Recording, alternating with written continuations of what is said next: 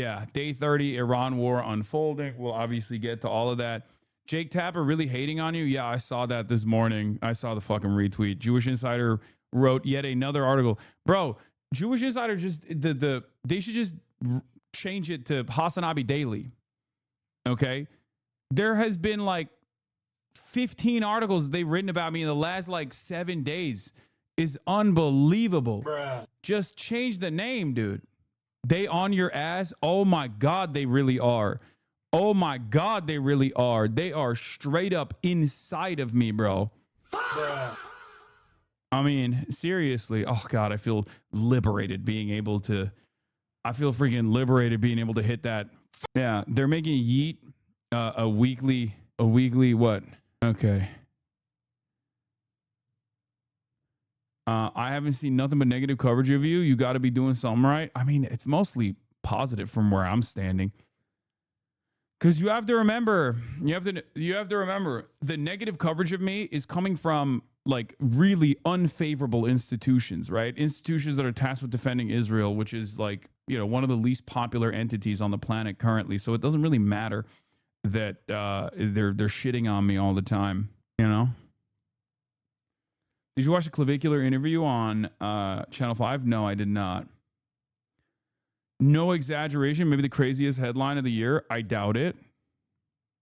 Okay, never mind. You're not wrong. You're actually right. Breaking. Liz Truss suggests underground transgender mafia may be responsible for Italian chocolate heist that saw over 12 tons of Kit Kat stolen. Okay, fair. I thought you were fucking exaggerating with that. It turns out you're not. You're literally correct. That is actually unbelievable. That is an insane headline. Wow. I mean, what can anybody say about that? That's a sentence I never thought I would actually encounter in my life. When did you do this German interview? What is this? Jacobin. This is an English interview that they translated. It's Alex Press. They translated it to German. Jewish Insider dropped 8 articles about you in the last week. I know. It's unbelievable, dude. The Hasan Piker mirage when social media extremism meets political reality. Ted Deutsch compares Hasan Piker to Nick Fuentes, says Dems should shun him. McMorrow slams El Sayed campaigning Hasan Piker. Like, they just straight up, they write only about me, bro. They write only about me. It's very, very weird. Why can't they use scarier photos? Because I'm hot. Article's not working, though. Yeah, is it this one? Is it this one that you wanted to link to me? Yeah, because I got the Barbaras and the Debras backing me. So I got nothing to worry about. Okay? I got nothing to worry about. The Hasbro machine can keep turning it up all day, every day. As long as I got the white ladies behind me, okay, wine moms, I'm set. I'm set. You're the main story. It's got to be embarrassing to be on the Hasanabi beat. Like, it's crazy that they have an entire task force dedicated to me. I'm a Midwestern mom and I'm your Fedayeen. Hell yeah. That's what I'm talking about, baby. That's right. Showing their ass. Oh, yeah. Yeah, of course. I found them. Salam. Yeah. Is anyone surprised that a Democrat Senate candidate named Abdurrahman Mohammed El Sayed sides with the Ayatollah over America? Here we go. Here we go. I mean, obviously, this is the, people saying the quiet part out loud. We'll talk about this. We'll talk about this in a second. But yeah, there's some. Ya baba bir tane vereceğim mi cold brew'yu? Tamam. Anyway, isn't calling your outlet Jewish Insider a bit anti-Semitic? No. What? Like, there's Jewish currents too. There's like a lot of, I mean, it's just, it's one of those things. It's like it's supposed to be about like what Jews in America care about. If you ask them, that's all they care about is me, apparently. It's crazy. Guy who didn't realize Abdul El Sayed was Arab until he heard his full name. Yeah. They saw those donation numbers go, and now they're starting to worry. I suspect that that's what's going on. What is this? They didn't include this part in the article. What is this? Oh, this is the Washington Free Beacon. By the way, there's got to be someone in his team that's an op. Like, that's crazy that they just like leaked a 30-minute phone call that he's having with his comms team. Former fan here. Unfortunately, after reading article after article about you, I've decided I'm no longer going to vote for you in whatever election you're running in. No. What if I were to tell you I'm running in the election for your heart? What would you say then? Peter Stern. Yeah, this is Chris Sosa wrote an article. The Doom Project to cancel Hassan Piker. Even if the Democratic establishment takes him down, they still lose. Yeah. I mean, this is kind of the argument that I also have made as well. Yeah, Jake Tapper retweeting Jewish Insider citing David Frum asking Claude a question. This is the state of U.S. news media. Yeah, it's fantastic. Fantastic stuff from Jake Tapper. He fucking hates my ass so much. He hates my ass so much, dude. I mean, you got to be a real hater. You got to be a real ass hater to retweet an article like this. The Hasan Piker Mirage, when social media extremism meets political reality. And then the main point being made, the main point being made in that argument, in that article is that they asked Claude if I was popping, and Claude said he's not popping. Everybody won a piece of Hasanabi. You should be grateful compared to Asmongold. These 10 times bigger than you. Wait, what? You should be grateful to be compared against Asmongold. These 10 times bigger than you. Funniest part of this entire attack on Hassan Piker is it's cost him 0 losses, no subscriber declines on his 2 main platforms at all. These centers have absolutely 0 motion with regular people or voters. Yeah. What is this? They were saying I was being anti-women. Is that what it is?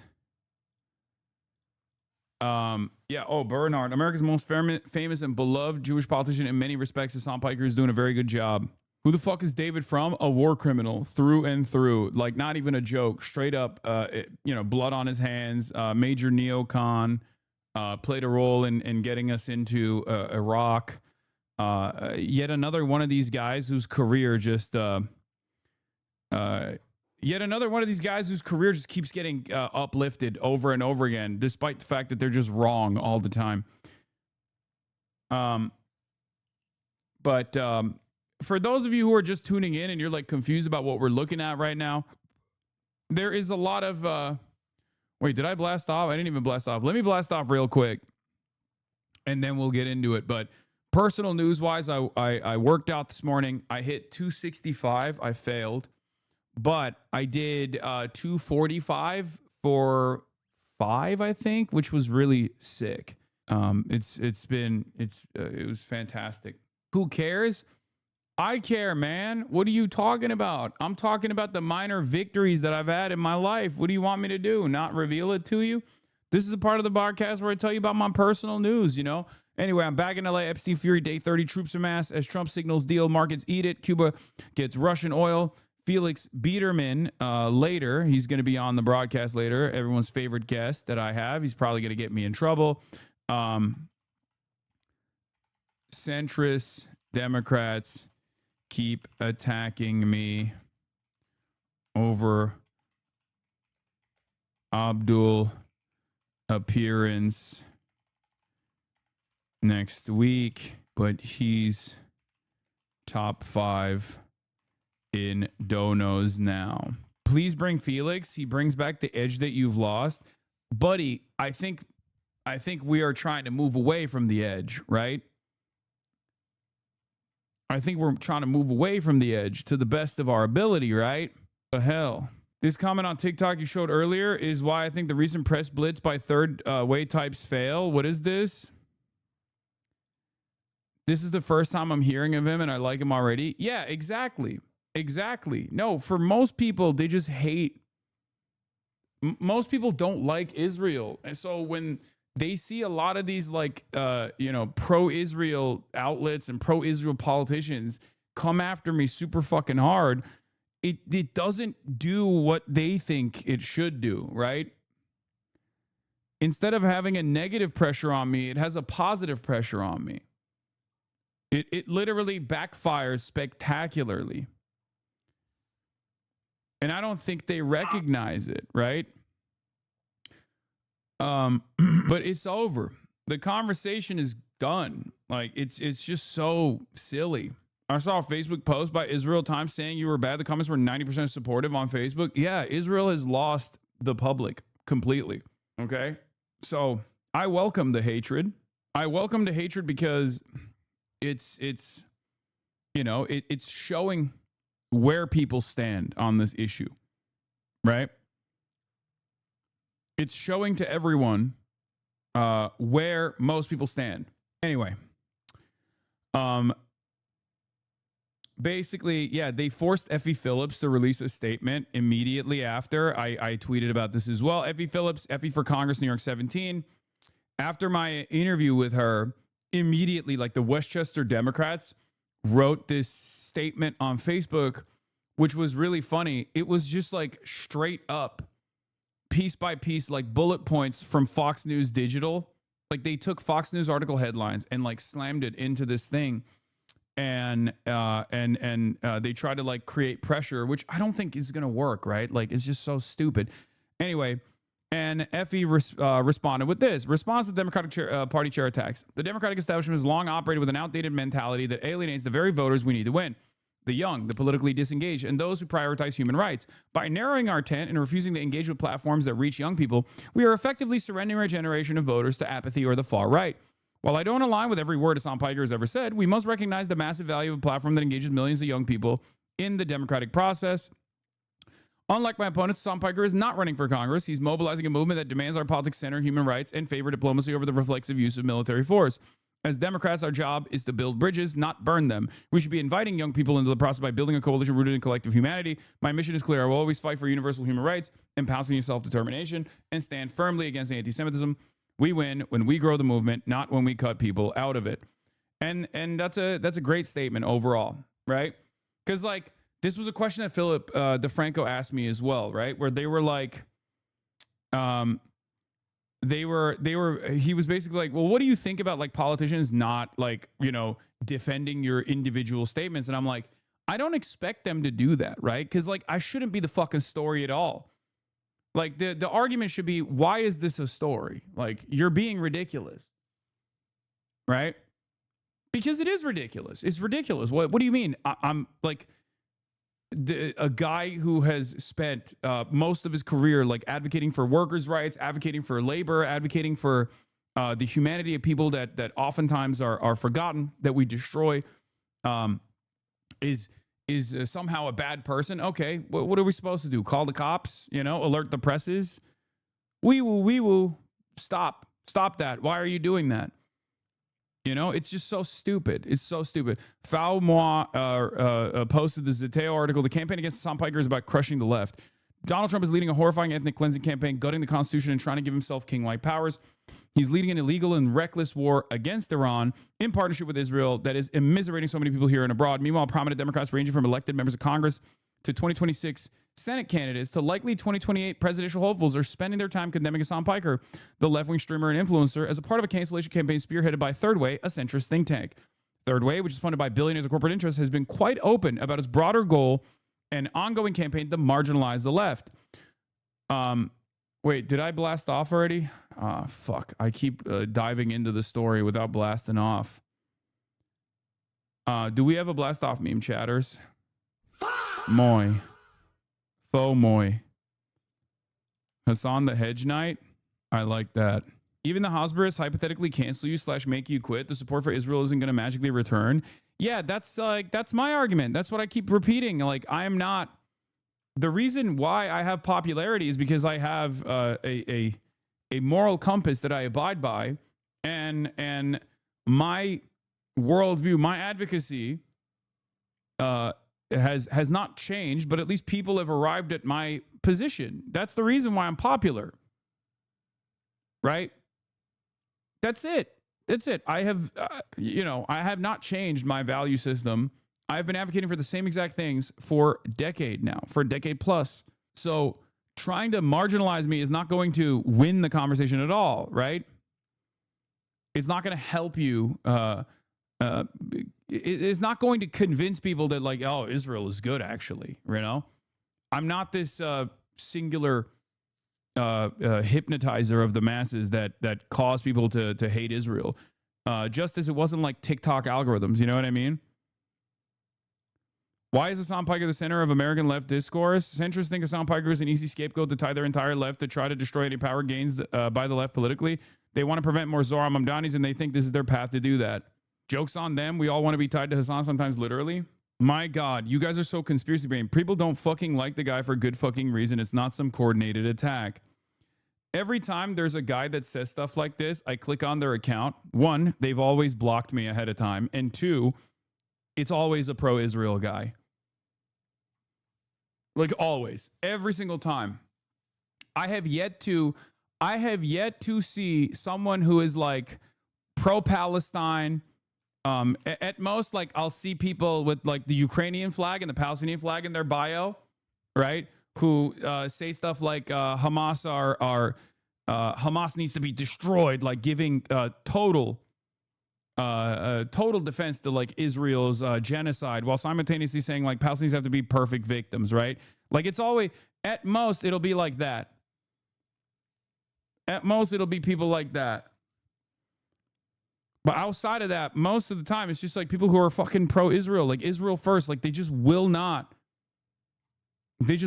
give up on their advocacy for Israel. It's so strange. Facebook comment section on you. I think the Democrats should embrace him and the likes of him and run Mamdani for president. I'll chip in. It's a great winning strategy. It's so funny the pro-Israel sites and organizations are warning anti-Zionist politicians about Piker. They think he's bad for the Dems. Wouldn't they want him to associate with their ideological enemies? It's almost like they know his influence can win elections. They're afraid.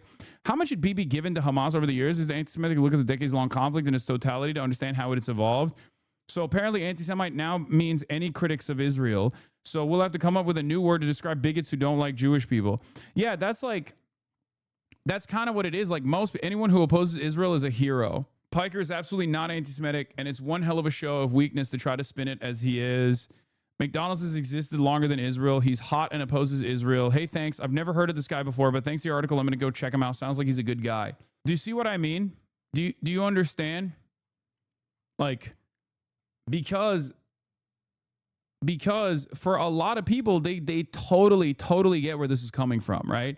They've seen it. They've seen it a million times over in the last like 3 years, where they know that anyone who is a critic of Israel instantly gets yelled at and instantly gets smeared as a dangerous anti-Semite, a radical, and like they try to do it with like a multiple front. They try to do this from a perspective where they'll be like, he's a bad guy, just stay away from him. But like everybody understands where it's coming from, right?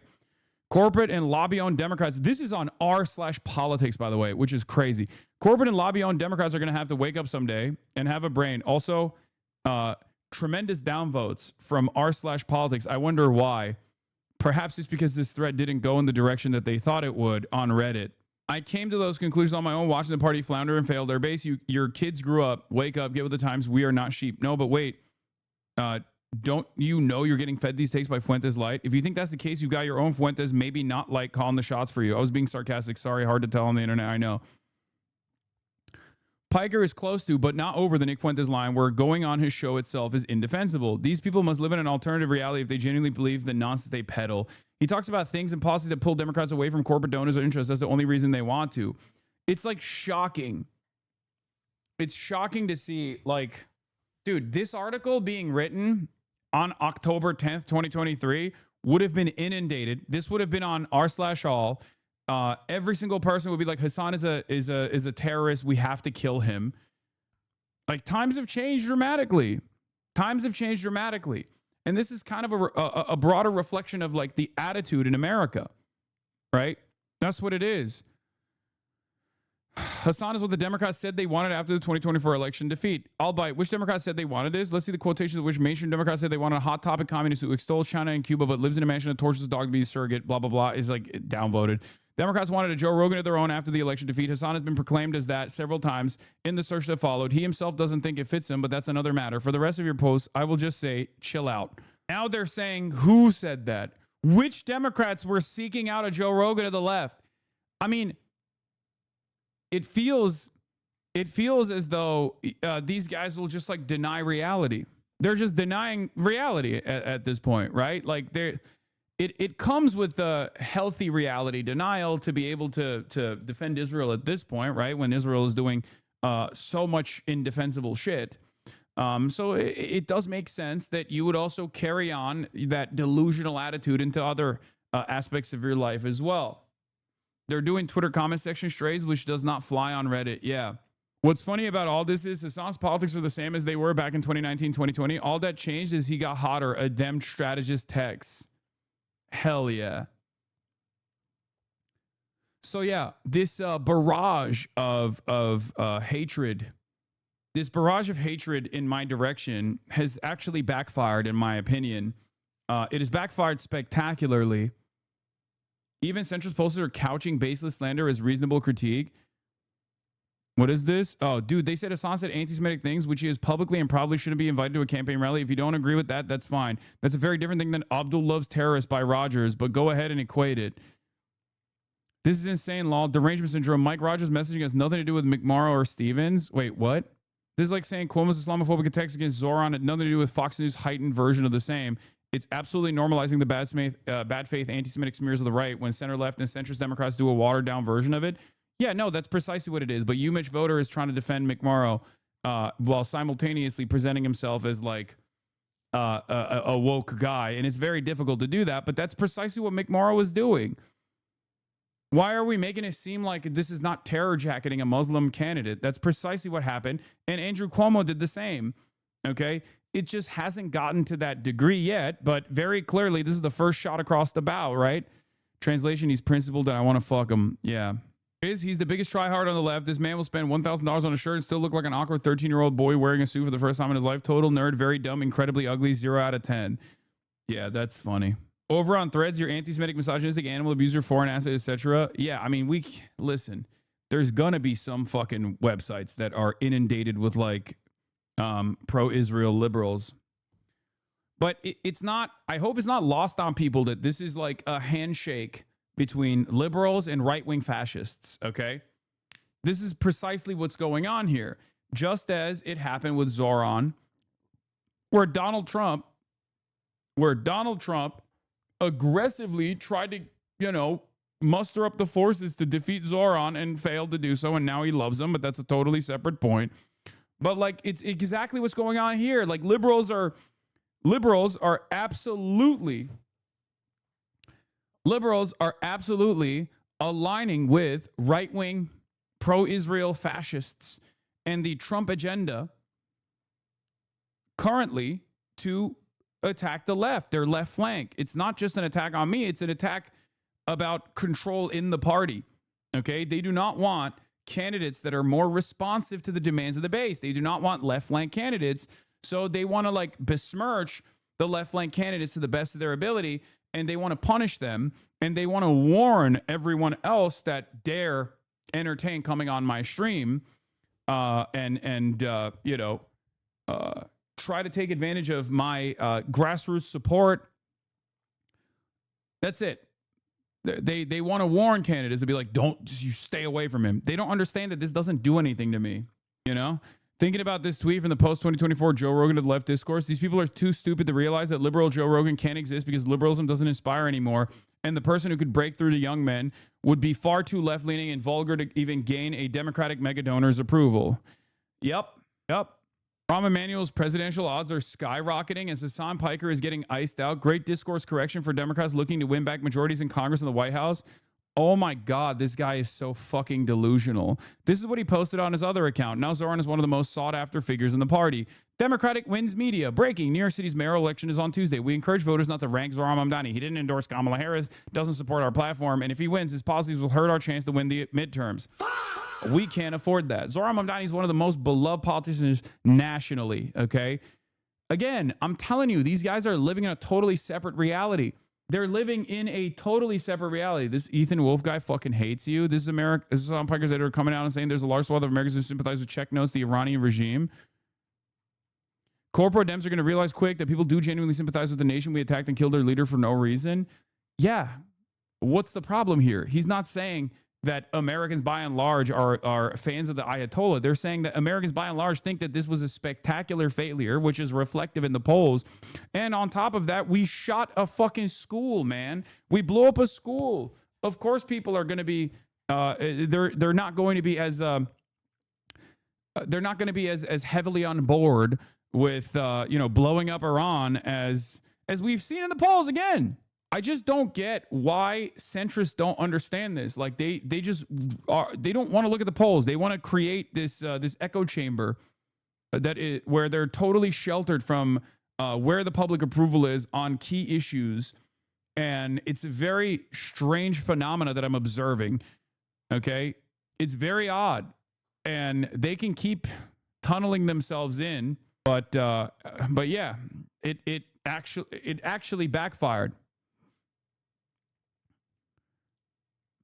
It's terror jacketing, and since you're not an anti-Semite, all they can do is swarm your image with vague and weightless allegations of people who are just casually paying attention start to view your worldview as controversial. Yeah. Abdul Al-Sayed cracks top 5 in Act Blue fundraisers over the past 7 days. Surely hundreds of thousands of dollars in the last week after months straight of getting beat by McMorrow in donations. Would have to guess the result was Hassan the Hun attention. I don't think it's like my attention necessarily, but I do think that association has not hurt him at all. Also, we've obviously kicked up the fundraising here as well. I had the donation link up for the past week too, so I'm sure that played a role in this as well. But yeah, people see a guy that has values and policies that they actually appreciate getting mercilessly and unjustifiably attacked, and they go, yeah, I want to help out. I want to chip in. I want to kick some back to Abdul Al-Sayed. Yeah, seeing him next to Talarico, Ossoff, and Brown in fundraising is absolutely insane. It's great. There's nothing even, wait, what is this? There's nothing even controversial in what he said. Oh yeah, we're going to talk about the next line of attack against Abdul Al-Sayed in a second too. Him embracing you instead of condemning you also makes him look like a real leader. Yeah. And there's obviously a very easy way to just like do away with these cynical criticisms, these cynical smears. Right? And Bernie Sanders did it too, right? The big dog.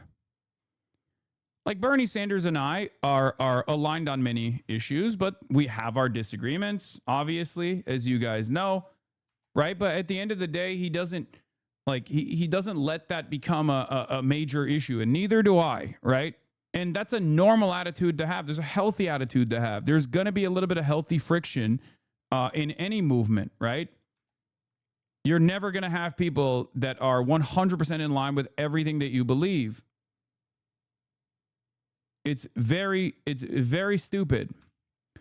But that's part of the reason why I have a policy of not left bashing and left punching, right? Because I think it's stupid. I think it's unproductive. But where was I? What was I going to show you? Oh, Bernard, and what he had to say. Unc weighed in on the discourse. He was asked by Keith Edwards at the rally about Democrats' attempts, like centrist Democrats and corporate Democrats, and their attempts to separate from someone like myself in the movement or a piece of the movement that I represent. Senator Sanders, thank you so much for meeting with me. I think the lesson from 2024 is we're supposed to send Democrats anywhere and everywhere where they'll listen to us, and you will go to Joe Rogan. You'll talk to most people. I'm wondering what you think about this whole narrative around Hasan Piker and some Democrats just saying they're never going to go on his show. Well, I've talked to Hasan, and I think he's doing in many respects a very good job.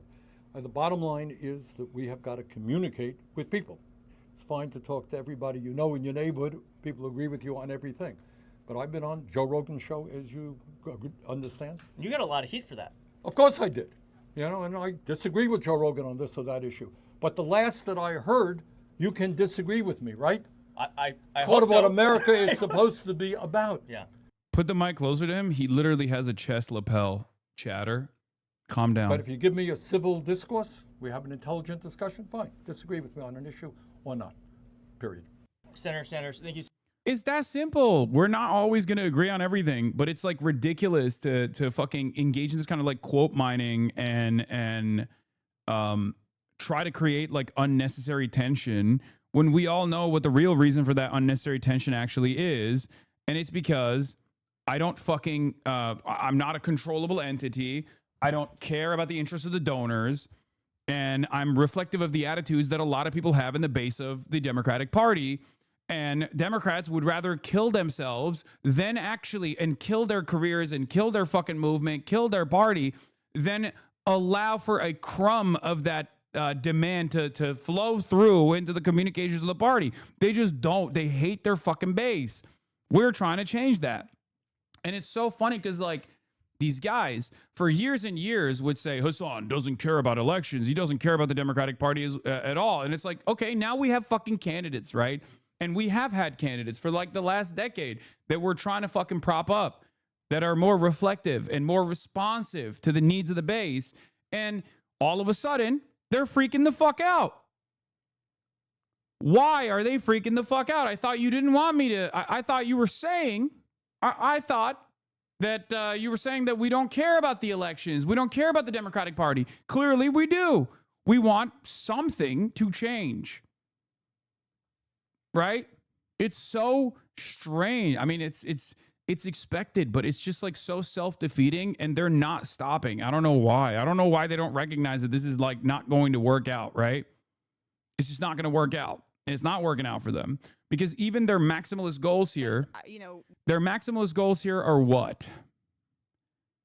Their maximalist goals here are to disparage me to such a degree that, Democrats don't associate with me. Okay, who gives a shit? That's not going to stop my commentary. I'm still going to support candidates that I like, that are more responsive to the needs of the base. I'm still going to support candidates that are putting the working class first, candidates that are anti-Zionist, right? That's not going to change my advocacy at all. So who gives a shit? Okay. I don't appear alongside candidates because it boosts my profile. These guys don't understand that. Okay. I don't appear alongside candidates that to boost my profile. I appear alongside candidates to boost their profile.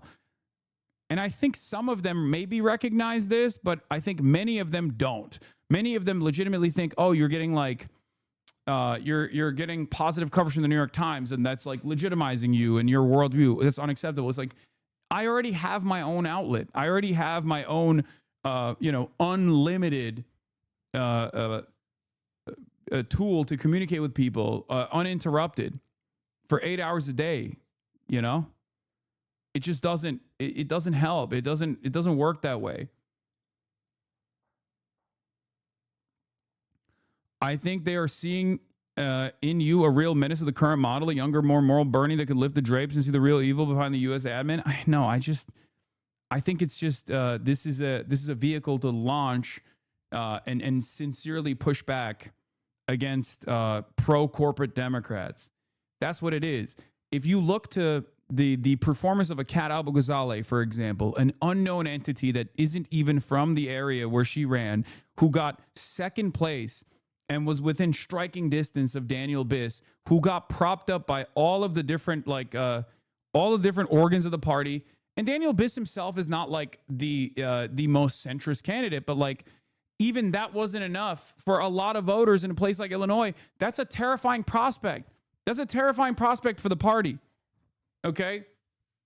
If your goal is to somehow control and make sure that the outlet and the resentment from the base is still feeding back to candidates like McMorrow or candidates like Daniel Biss, and your goal is to make sure that like you still have some control over who gets elected so it's easier to caucus with the rest of the party, yeah, you're going to hate that there's an outsider who is basically, and I'm not alone in this, by the way. There's plenty of other people who are doing this as well, but like I'm, I guess, like the most visible aspect of this resentment.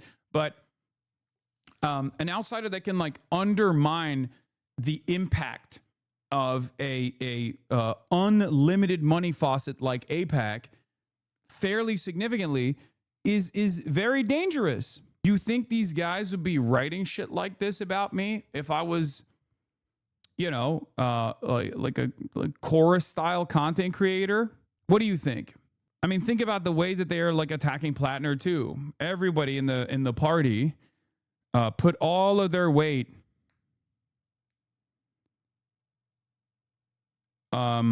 Wait, what is this? Sorry.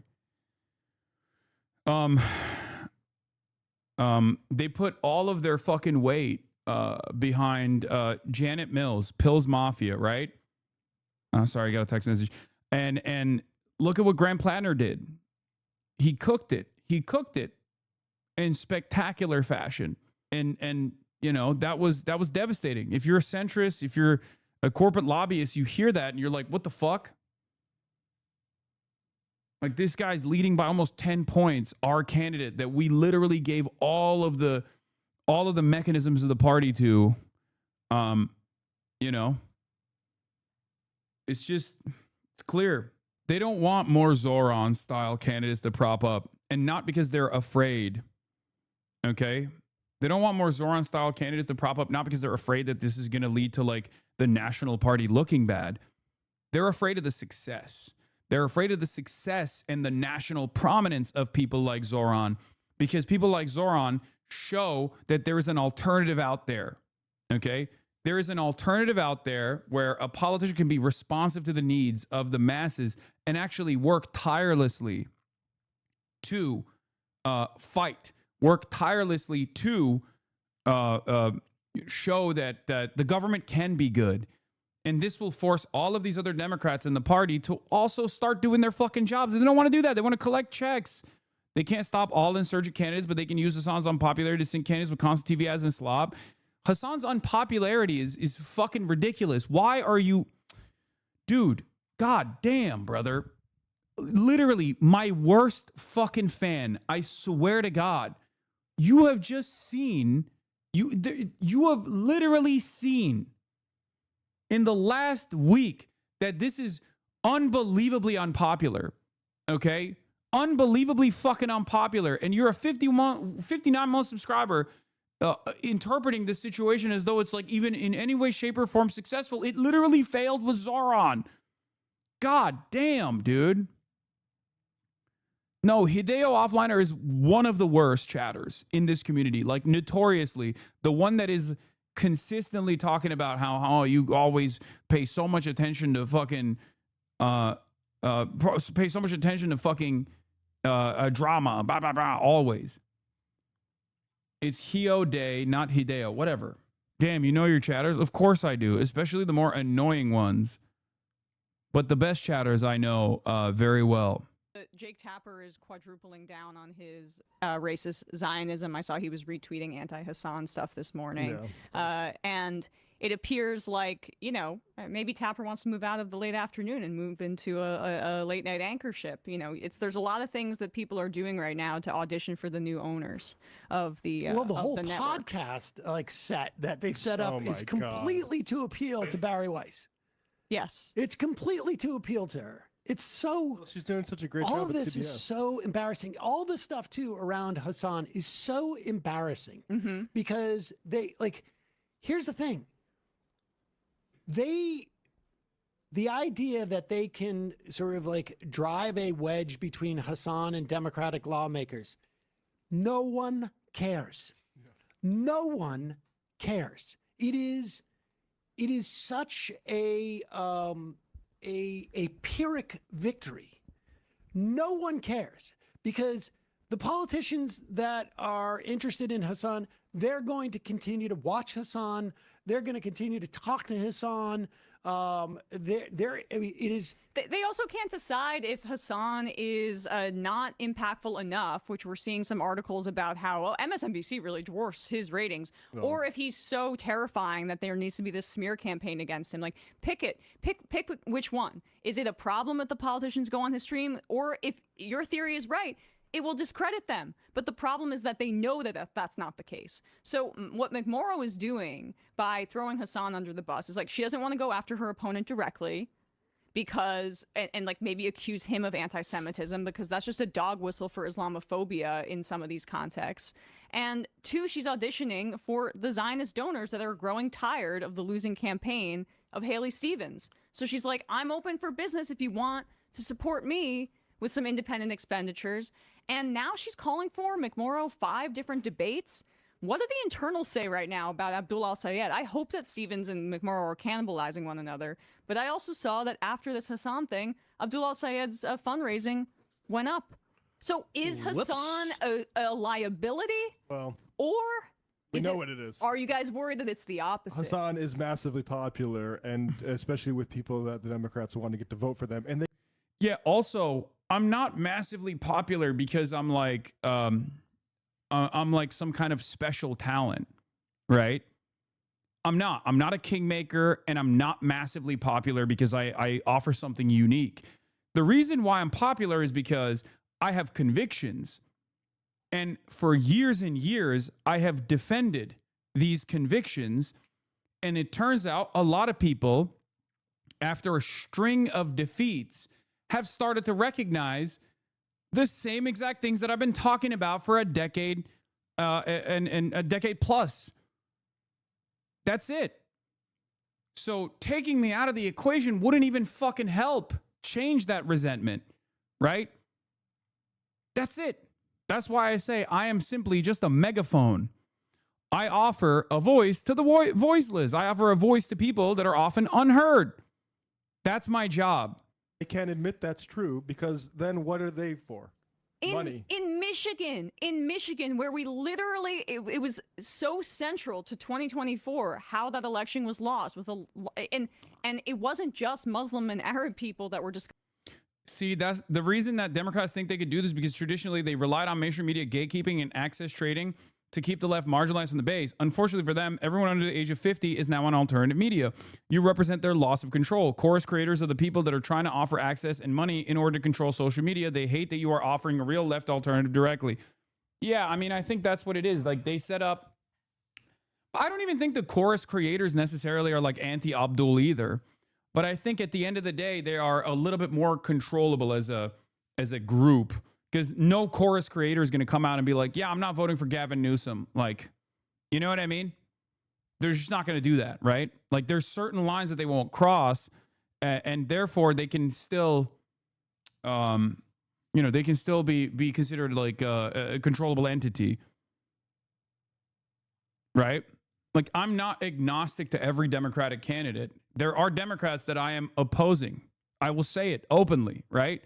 If you're a pro-Israel Democrat, I oppose you. I will work to try to unseat you. I don't think chorus creators are going to do that aggressively or even openly. Like, they'll offer a platform to people that are doing that, but they're not going to like actively put their weight behind like Oliver Larkin, for example, right? That's the type of shit that's not going to happen. And they're agnostic to, I guess, like in the McMorrow Abdul Al-Sayed race, like, they'll talk to both of these candidates. They from their perspective, it just like doesn't mean too much of a difference. It means a lot to me. It means a lot to us. But from the perspective of like Media Matters, for example, like, it's just not that significant of a difference as long as it's a Democrat. You feel me? Disgusted by the genocide in Gaza, but it is a very acute example with a large Arab and Muslim population in Michigan as to where this could actually be a direct liability as well. It is. I don't know. I guess just from my own perspective, just watching the same moves, it's like watching, like, if you were to take a basketball, if you take Bob Cousy and put him on the court now, all of a sudden it's like, wait a second, no, the game is completely different now. Like Y.A. Tittle should not be out there with Lamar Jackson. It's just so, for me, from my perspective, it is so encouraging to just see like how off-footed they are. Yes, like they have. But we're not the audience, and voters, I don't think, are the audience. I think it's donors. Well, that's right. But the point is, it used to be the audience. Like this used to resonate with voters, and now what you're watching is like, this is the bare knuckle, hopefully last grasp of these people, where like they can no longer use popular opinion to influence the donors and keep that money coming. They're actually just having to sort of like bypass, and their sales pitch is getting to a narrower and narrower audience. One that at the end, Bro, you lost literally no one on any of your platforms. It's just elite signaling to other elites. They have no motion. I would go so far as say it's a backfire, right? Abdul Al-Sayed has been able to reach the top 5 in fundraisers past week as this like media cycle started kicking into high gear. And not only that, but a lot of people who don't know who the fuck I am, probably for the first time ever, heard my name and were like, let me look into this guy, right? Let me look into this guy. And there's a version of that, obviously. Where is it? That I was going to show you. Here's the one thing that I was going to show you. It's just unbelievable. Jewish Insider is so crazy, dude. The way that they fucking approach this issue, they just come across as like hysterical, right? I mean, it's so totally ridiculous. Like, look at this. Hasan Piker Mirage, when social media extremism meets political reality. Out of bounds. Ted Deutsch compares Hasan Piker to Nick Fuentes, says Dem should shun him. McMurrow slams Al-Sayed for campaigning with Hasan Piker, compares Piker to Nick Fuentes. Hasan Piker becomes flashpoint in Democratic infighting. Elisa Slotkin and Haley Stevens criticize Al-Sayed over rallies with Hasan Piker. Representative Brad Schneider, new Dems chair, urges Democrats to disavow Hasan Piker. Dem divide on Hasan Piker ties. Third Way calls out Abdul Al-Sayed's embrace of Hasan Piker.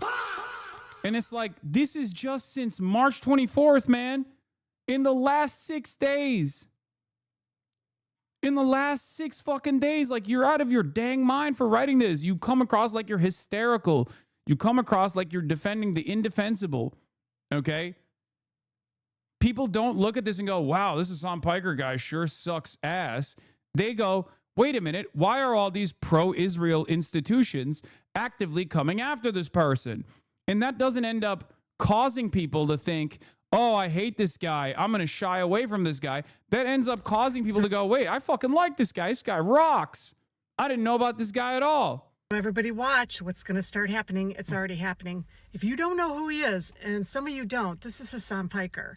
And he is unabashedly anti-corruption. And he's on the left, except the left hates him. The Democratic establishment, the centrists, absolutely hate him because he calls out the corruption from the Democratic Party as much as he calls out the corruption from the Republican Party. And he's gaining and he's so popular with young men. He's the blue pill pipeline that the Democrats need to pull in young, vulnerable men so they don't get caught up and swallowed up by the red pill content. I mean, it's already bad enough that you had Charlie Kirk and then you got Ben Shapiro and you've got Nick Fuentes and the list goes on. And we don't have hardly anybody on the left, but we do have him and he's killing it.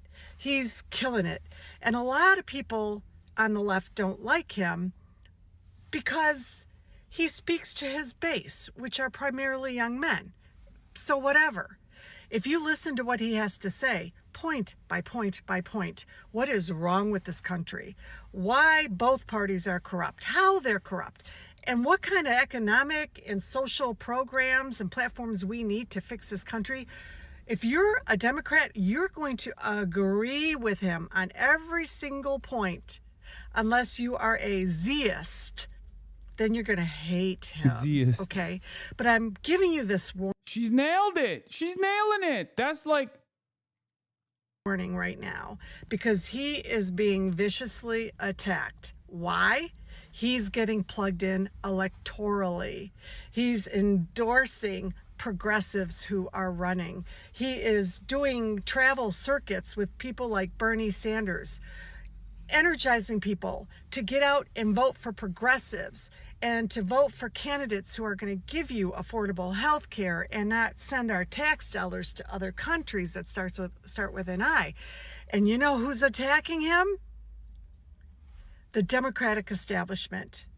That multi-million-dollar pool of privileged millionaires who consult with all the centrist Democratic candidates and politicians to telling them to feed us, whisper sweet nothings to us so that once we elect them, we get nothing from them. They are out and they are attacking him. So I'm just giving you the heads up. This is Hasan Piker. You're going to be seeing a lot more of him and you might be confused because of what you're hearing.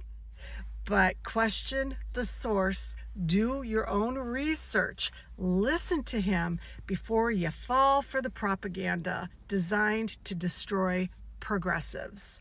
God damn. Let's go. I like anyone who calls out both sides. Democratic Party isn't the left. I actually like the idea of calling out both parties. No one is above criticism. If Bernie likes them, I like them. Dems after the election, we need a left-wing Joe Rogan, Hasan Piker exists. Dems, fuck that guy in particular. Yeah, there's also the obvious inconsistencies that we've seen. There's also the Islamophobia that we've seen. But there's the clear-cut inconsistency, which is, of course, even the very same people. Look, this person said, if there's one thing Democratic women love, it's being referred to as a lot of Barbs and Deborahs. Yeah, I'm saying that, like, Barbaras and Deborahs that have no idea who I am have the same exact fucking resentment. Okay? That's it. It's so crazy. But what I was going to cover is, where is it? There's like, oh, here it is. Here is Elisa Slotkin, who very clearly did not even know anything about me whatsoever, got a boss call, and literally just straight up said whatever they put in front of her, okay? Because she straight up said, I don't know anything about Hasan, but it seems like he conflates Judaism with Zionism, and that's a pretty anti-Semitic thing to do. It's like, no, I actually do the exact opposite of that. Thank you, Elisa Slotkin. As a matter of fact, I do the exact opposite of that. That's part of the reason why a lot of people who do that, like Jonathan Greenblatt, hate me. Also, the Barbas and Deborahs is not even remotely misogynistic. It's like saying Tom, Dick, and Harry, okay? It's so stupid. But anyway, let's hear what Elisa Slotkin had to say about inadequacies within the Democratic Party's approach to creating a bigger tent on the premier Islamophobic show, Bill Maher. Messaging, that's not going to be ever something that I'm going to defend. That's part of the problem and why we lost the last election, and we can have a whole autopsy about that. If we want to discuss what went bad in the last election, we can have a whole autopsy about that. There was. The Democratic Party really are such bad fucking liars that, like, they think that if they just throw a Midwestern accent on someone and they say shit every once in a while, that's going to make them relatable or make us all forget that there was indeed, in fact, actually an autopsy that you could have had a conversation about, but you chose to hide it. And you chose to hide it because you actually don't really want to have a conversation about what went wrong in the last election and why you lost. For me, what is important going forward, whether you're a Democrat or Republican, is like the American people, they're telling us something. They want something different out of their government. They want some alpha energy from their leaders. And they certainly, whether you agree with them or not, are getting that from some of the Republicans. And my plea to my own party is like, can we have a little bit more alpha energy? Yeah, but God forbid you got a fucking Twitch streamer who does have a popular base in this demographic who presents himself in a vulgar way. God fucking forbid. Yeah, I'm vulgar. I'm uncompromising. It turns out it's also popular, but now you're using that in the same exact way that these guys also yelled at Joe Rogan. Punch and believe in what we believe in and show people that we give a shit and be simple about addressing the needs that they care about the most. And that has been a struggle, and I'm here to be a part of that change. They're looking for alpha energy, huh? Well, what's this? Why are you guys trying to run him out of town? Elisa Slotkin says she wants to be a part of that change. And so naturally, she put out a statement with other hack Democratic corporatist pro-Israel shills to condemn Abdul al-Sayed, who's running in Michigan for the Senate, for doing a rally with Hasan Piker. Also, Abdul al-Sayed is that guy as well. I mean, the dude can bench press 3 plates, man. Come on, dude. What Republican is capable of doing that? And you're out here fucking criticizing him because all of this like back and forth is not actually about like trying to figure out who is perfect for the aesthetic and what kind of policies are capable. RFK Jr. Bitch, RFK Jr. can't do 3 plates. He would perish. What are you talking about? RFK has entered the chat. No, it's just all they don't actually want to identify why they've lost a lot of their base. Okay. They just want a Joe Rogan that they can control. They want not even the Podjons. I would say in the past, I would say like, oh, they want like a Podjon that can bench press, but that's not even what they want because the Podjons are also a little bit more progressive than they like. They want a totally manufactured content creator that is endlessly controllable. Always have, to go back to this, you were the only one competing versus the right. Yeah. Like there's a reason. There's a reason why I was the only person on this list, and these guys are botted anyway, but I was the only person on this list who's not a fucking right-wing shithead, dude. Dan Bongino, Steven Crowder, totally fake. It's Rumble, but it doesn't matter, right? Regardless, I'm at third slot by myself. And what were the centrist pro-Israel Democrats doing leading up to the election night? This is when I got blacklisted too. And in spite of getting blacklisted by Twitch because of all that pressure on election night, I still had 314,000 live concurrent viewers. Okay? Patrick Bet-David, Charlie Kirk, Benny Johnson, Asmongold, Charlie Kirk again. I don't know why he's Charlie Kirk twice. Tucker Carlson, Tim Pool. Do you understand? I was Rumble and YouTube. Double kirked up. Like, these guys should be thanking their lucky stars that I'm an endlessly stubborn motherfucker who's just not gonna, who's just gonna keep fighting for the things that I believe in an uncompromising manner, right? Like I eat it from all of these other fucking dipshits on this lineup, right? All of these other reactionary right-wing dickheads on this fucking lineup on a daily fucking basis. And then I just have to sit there and eat it from the Democrats too. Holy shit. I just have to sit there and get a barrage of hate from centrist right-wing Democrats. Yeah, I mean, who wants an end to the foreign wars of universal hooker? Nobody. If there's anybody that deserves to be crushed, it's the Hasan Piker left, Kathy Young says. American flag, Ukraine flag, Israel flag in the bio. These guys don't have a real constituency, okay? But yeah, a lot of people have reached out. A lot of people have reached out to be like, dude, do you feel all right? Like, people are really on your ass. Do you feel okay? Do you feel okay? I'm like, yeah, of course I feel okay. You want to know why? Because I've been eating this shit from both liberals and right-wing reactionary dickheads since October 8th, 2023. But back then, the overwhelming majority of Americans were either completely oblivious to the conditions on the ground for Palestinians, or they were super pro-Israel. And that environment has shifted now. So I don't feel lonely at all. These guys can keep chirping and calling the manager over and over again. But at the end of the day, the majority, the base of support is with us. We represent the moral center. That's it. That's it. So it doesn't fucking matter.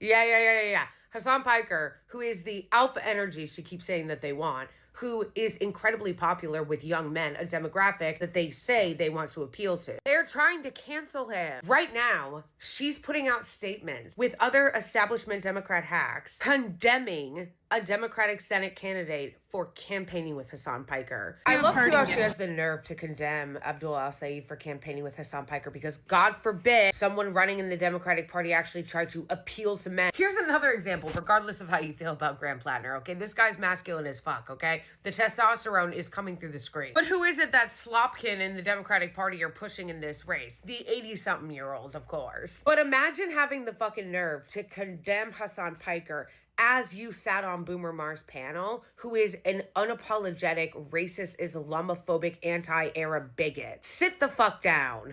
Yeah. The double standard is also, like, even people who aren't as in tune with, like, Islamophobia or don't understand it, like, the average American is not, like, super sympathetic to people talking about Islamophobia, right? Another one of your Senator Ops being hypocritical yesterday, we cannot cancel everyone. Oh yeah, no, that's another classic inconsistency. It's like we cannot cancel everybody except for people who actually call out Israel. We should cancel those people, even though it's like the most popular position in the country right now that literally unites young Republicans and also everyone under the age of 50 pretty much. Mehdi Hassan. So a couple things. Hassan the Hun has gone out of his way to separate Judaism and Jews from Zionism in Israel. There are multiple clips going back years for him saying so. It's his critics like the ADL who keep conflating the two. Senator Slotkin went on Bill Maher on Friday. Why? Did she confront him on his long history of much more brazen and proud anti-Muslim, anti-Arab bigotry? If not, why not? Yeah. Jake Hanrahan, a Vice News journalist, posted a story about your Cuba trip. Can't link as I'm not subbed. I don't care about Jake Hanrahan. I've told you this before. Yeah, Jasper Nathaniel has a funny take on this as well. If there was any other story that mattered to the Jewish community right now, I'd say it was weird that Jewish Insider has just entered week 4 of Hasan Piker headlines, but there's not. So it's totally fine and normal. Thank you for your heroic work, Josh Krauscher. Like, is there legitimately that much? Like, what are we talking about here? How is this the discourse still? Like, who are you appealing to? I know who they're appealing to. They're not appealing to like the actual readership of Jewish Insider. They're appealing to the fucking donors. There's big donors that have made up their minds that like, I am a threat. Okay? That's it. And they're obviously putting a lot of money behind this kind of initiative. Yeah, donors and self-interested consultants. Cory Booker said that he would not go on my stream. First of all, he wasn't invited. Okay? But Cory Booker has no issues aligning with Yoav Gallant, taking photos with Yoav Gallant, war criminal Yoav Gallant, former Israeli defense minister that is now an indicted war criminal by the International Criminal Court, Yoav Gallant. He has no problems taking photos. Well, he tries to hide in the photos that he takes with Bibi, Benjamin Netanyahu. But like, these are the people that he's linking up with who are horrible monsters and also deeply, deeply unpopular. But that guy is going to sit there and be like, well, you know, it's a bridge too far. For everyone, you write, quote, "We cannot cancel everyone who fails a purity test. We cannot exile those who don't align with our every belief, however passionately we hold it. Coalitions that are only composed of the already converted cannot change the country. If everyone in your coalition agrees with you on everything, your coalition is too small to make big change and..." Yeah, he's talking about right-wingers. That's it. Do you understand? Do you fucking understand? This motherfucker wrote a book where he said, oh, our tent is too small, but we must make it smaller. We cannot have the left flank in there, in that tent. We got to go rightward. That's what they're saying. They're saying it openly. This is the exact same thing that Kamala Harris did with Liz Cheney. They have decided that they are going to keep doing the same thing that led to failure after failure. Okay? It blows my mind that they're like, no, we'll just court the centrist voters. They're looking for a reasonable version of the Republican shit that you see, and we will be that reasonable version of Republican fascism.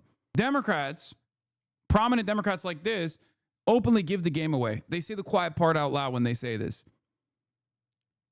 We cannot align with people who are anti-Israel, people who are socialists. We cannot align with them, even if they voted consistently for the Democratic Party, even if they have candidates that they advance, candidates who are unimaginably popular within the Democratic Party's base. We cannot have those people. What we must do is go further and further right and normalize right-wing fascism and keep losing to the Republicans, because at the end of the day, people are going to look at the situation and go, okay, if you're agreeing and admitting that the Republicans were right, why the fuck would I vote for you? Why would I give my vote to you? Well, it seems like those guys were on the right side all along. You're admitting it too. I don't want Republicans to win. I want Republicans to lose. Okay? I want to go further beyond what the Democrats have done. I want the Democrats to not only eke out a marginal victory, but I want the Democrats to be more responsive to the needs of the American working class. Okay? To chart a better trajectory for the United States of America. But even then, these guys' attitude, the attitude they demonstrate, is a failure. And I don't even need to repeat myself over and over again on this issue, because everyone understands that it's a fucking failure. That's why I brought up the Barbaras and the Deborahs, right? Like, people that are not in my fan base, people that are not even in the demographics of my community, are also recognizing that same resentment. The ones that go to the No Kings rallies, they also are frustrated with business as usual politics from the Democrats. Go ahead. Keep chirping like this. Keep saying we are going to build a coalition with moderates, with centrists.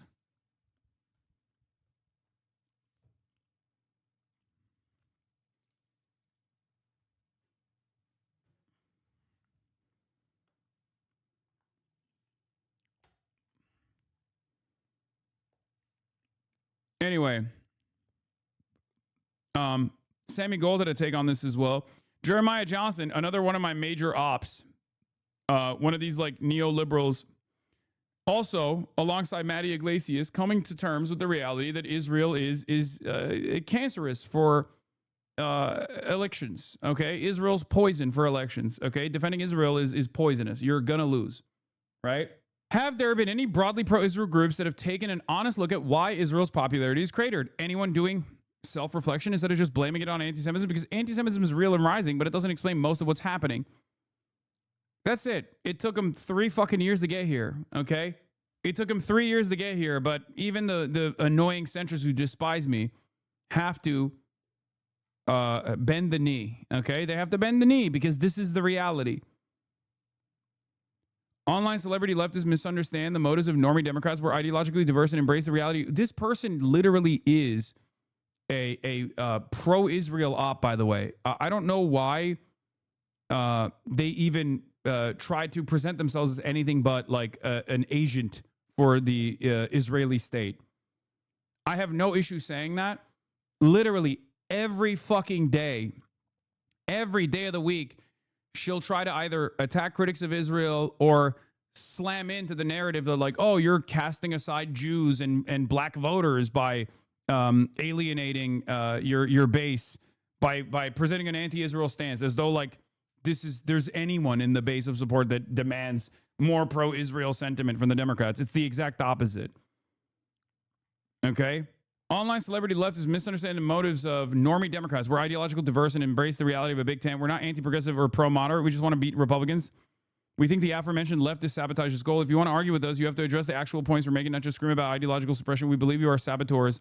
Yeah, no one actually believes this anymore. This is like the old method. The Bernie Sanders actually tanked Hillary Clinton's presidency method. That shit worked in 2016. It convinced a lot of Democratic voters, okay? It created a lot of resentment against Bernie. Guess what? It's 2026. It's been a decade, okay? And failure after failure has led those exact same people that used to say that to realize that Bernie was right, okay? That's it.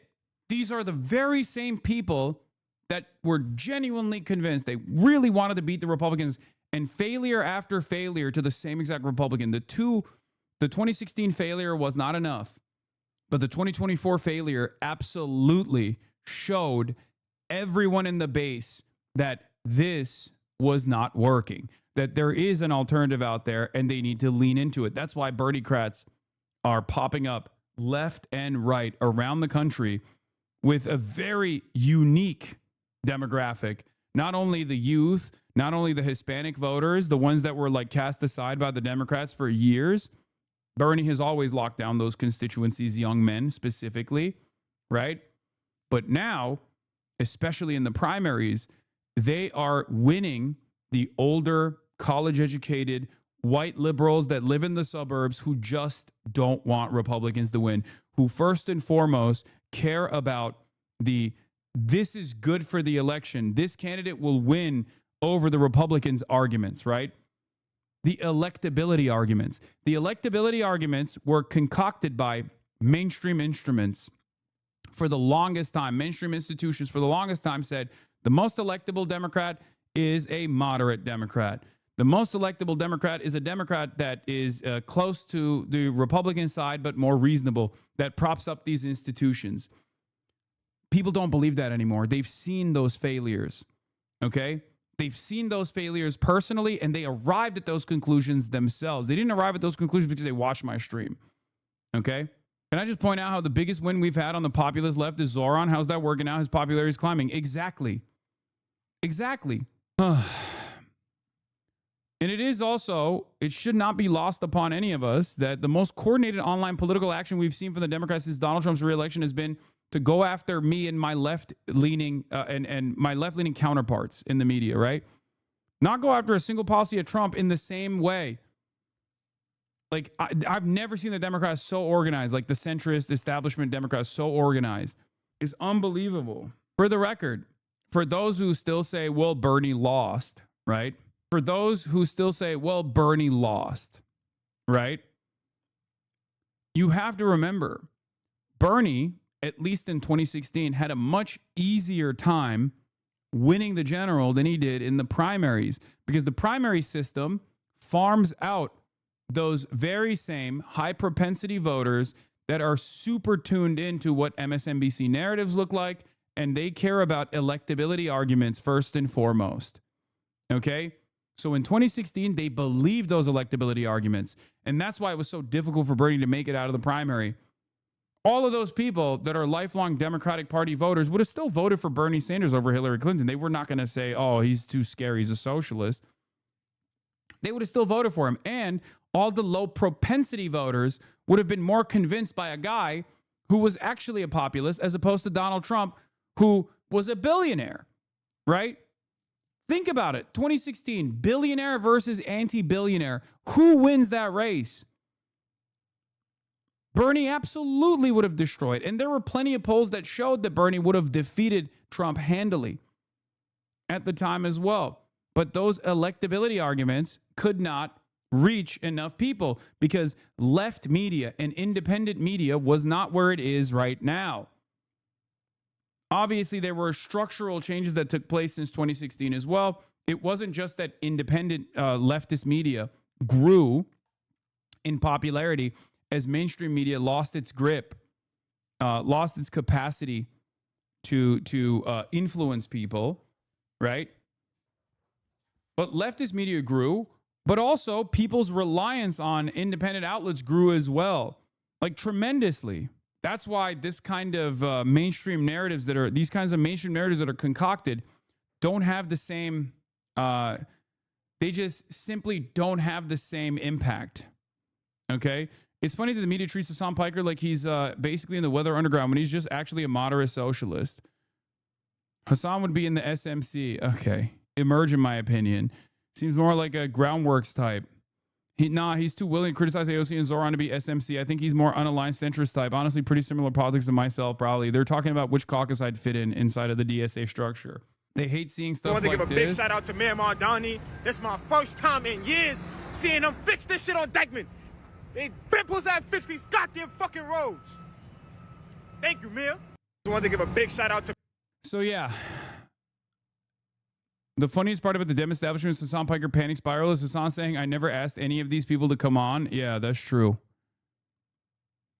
The irony is thick. Liberals are drooling over very handsome, terror-cheering leftist Hasan Piker after fawning New York Times profile. Anyway, Matt Duss had something to say about Matt Iglesias, who is the other centrist who has like finally had to come to terms with the fact that Israel is a poison pill for many Democrats who still choose to defend it. Matt Duss's son isn't driving a wedge in the party. The failed, repeatedly discredited, yet unfortunately still entrenched corporate wing of the party is. They fear the left's growing power and see Hasan as a way to make us argue amongst ourselves. We shouldn't fall for it. Matt Iglesias responds to that and says, as someone who absolutely fears the left's growing power, which, by the way, why do you fear that, Matty? I thought you just wanted to unseat Republicans, right? I think the smart play is for moderate Dems to go on Piker's show and agree with him that Israel is bad and then stick to their guns on other moderate stuff. Matt Duss says, I don't think this will do it, but what's interesting about this advice is I recall that a few short years ago, the popularists were confidently telling us that pro-Israel forces in the party were just too powerful and progressives would be smarter to focus on other issues. Yep. And they've lost.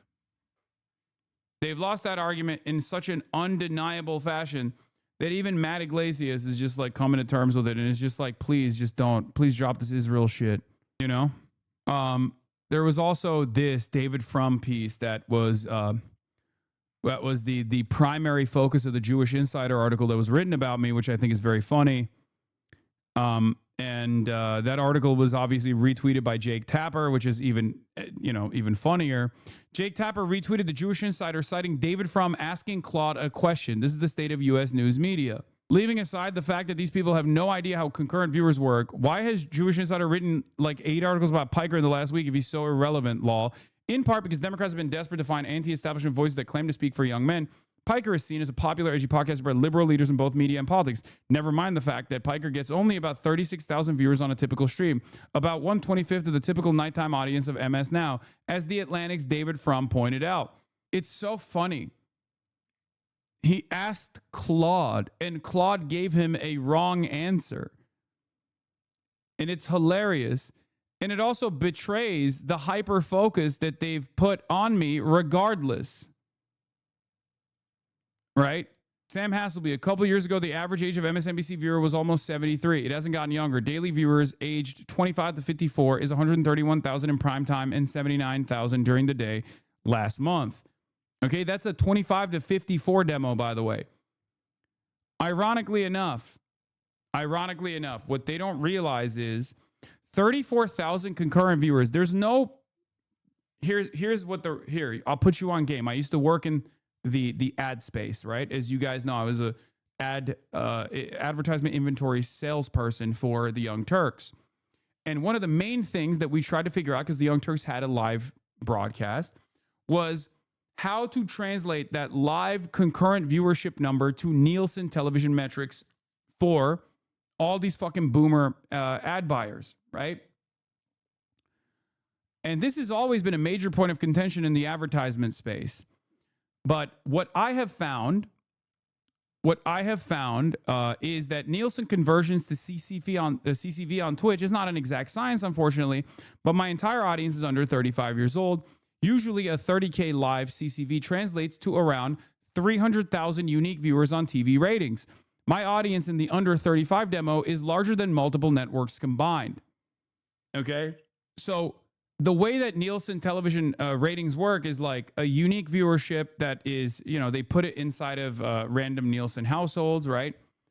And they track it as like 10 seconds of attention over the course of like unique viewership for 10 seconds over the course of an hour, right? That's largely how they try to identify the data. And obviously it's not like every single household, right? There are some houses that have a Nielsen ratings chip in their TV, right?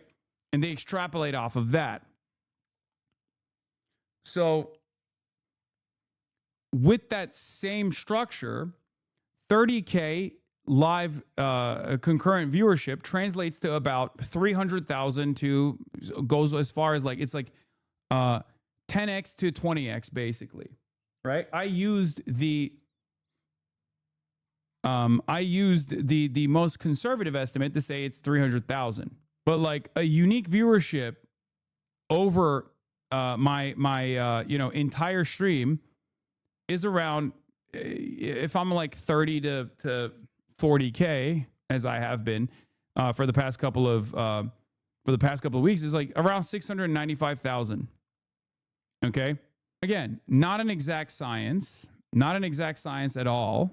And this is without even including YouTube, the Hasanabi Clips Industrial Complex, TikTok, Instagram, numerous other social media platforms that also churn out a shit ton of my viewership, right? So that's it. They just can't, they don't understand it.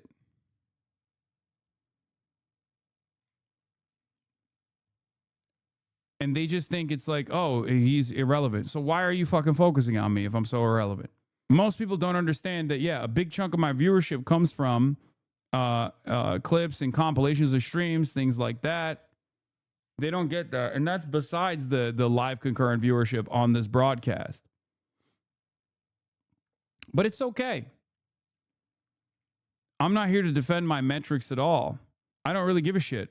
about defending my metrics at all. If I am an irrelevant entity, then just don't pay attention to me, right? I would love that. I would love if Jake Tapper wasn't retweeting shit like this, right? I would love that Dave Frum doesn't know who I am. A world where he doesn't think about me at all. I would love to not get, 8 fucking Jewish Insider articles in a week. It's that simple.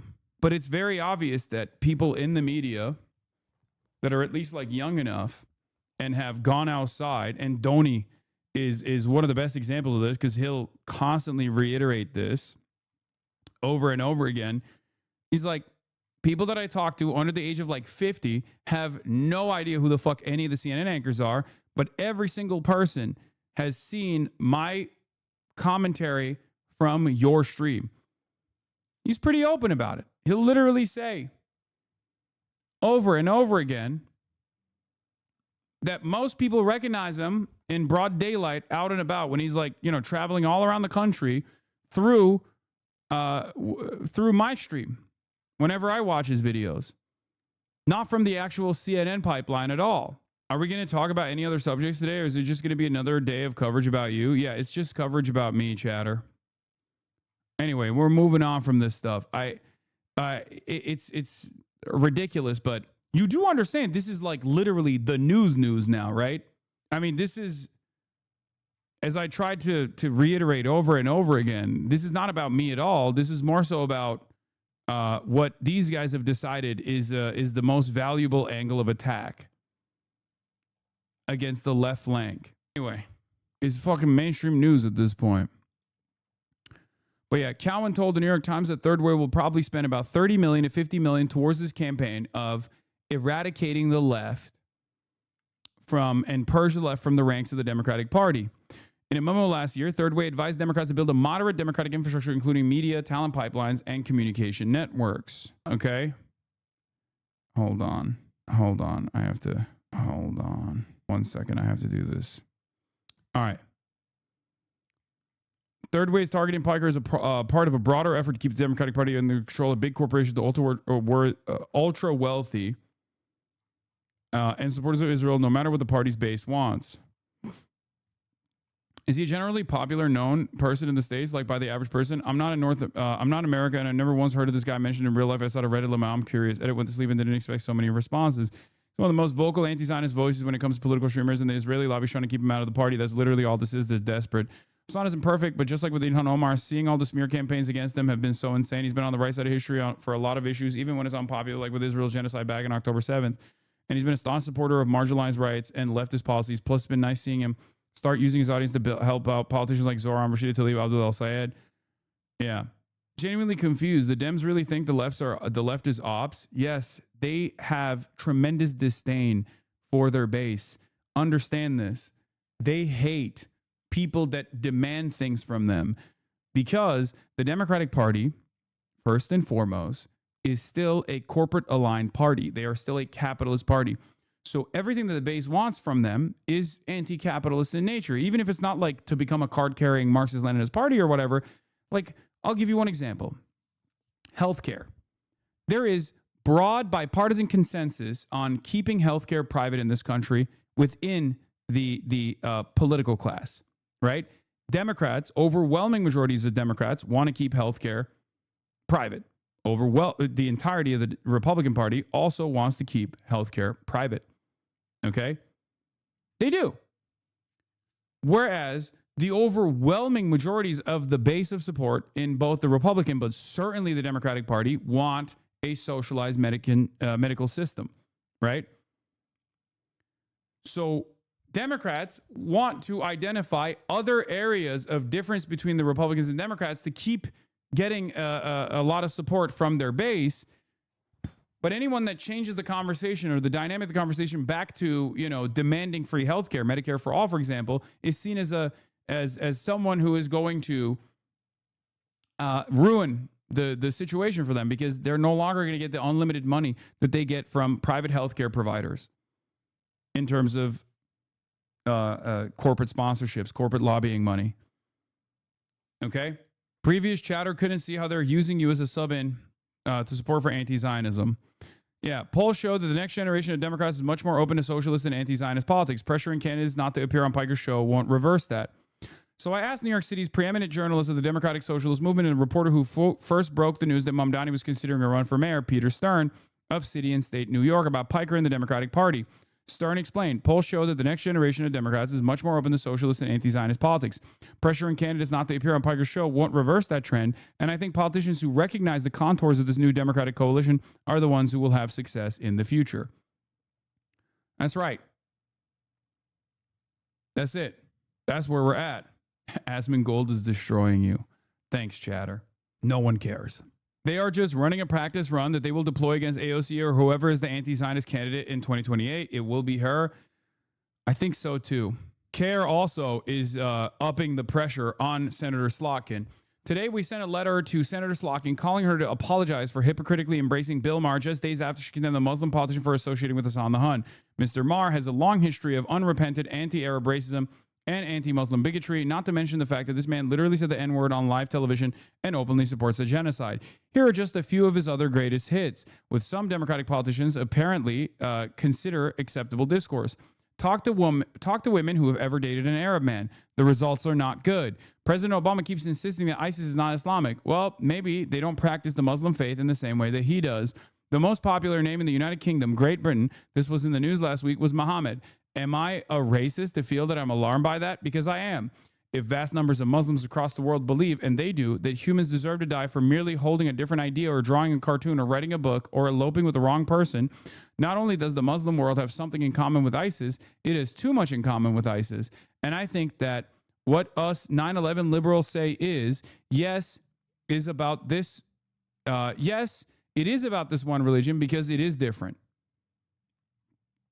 Associating all of Islam with 9/11 and ISIS.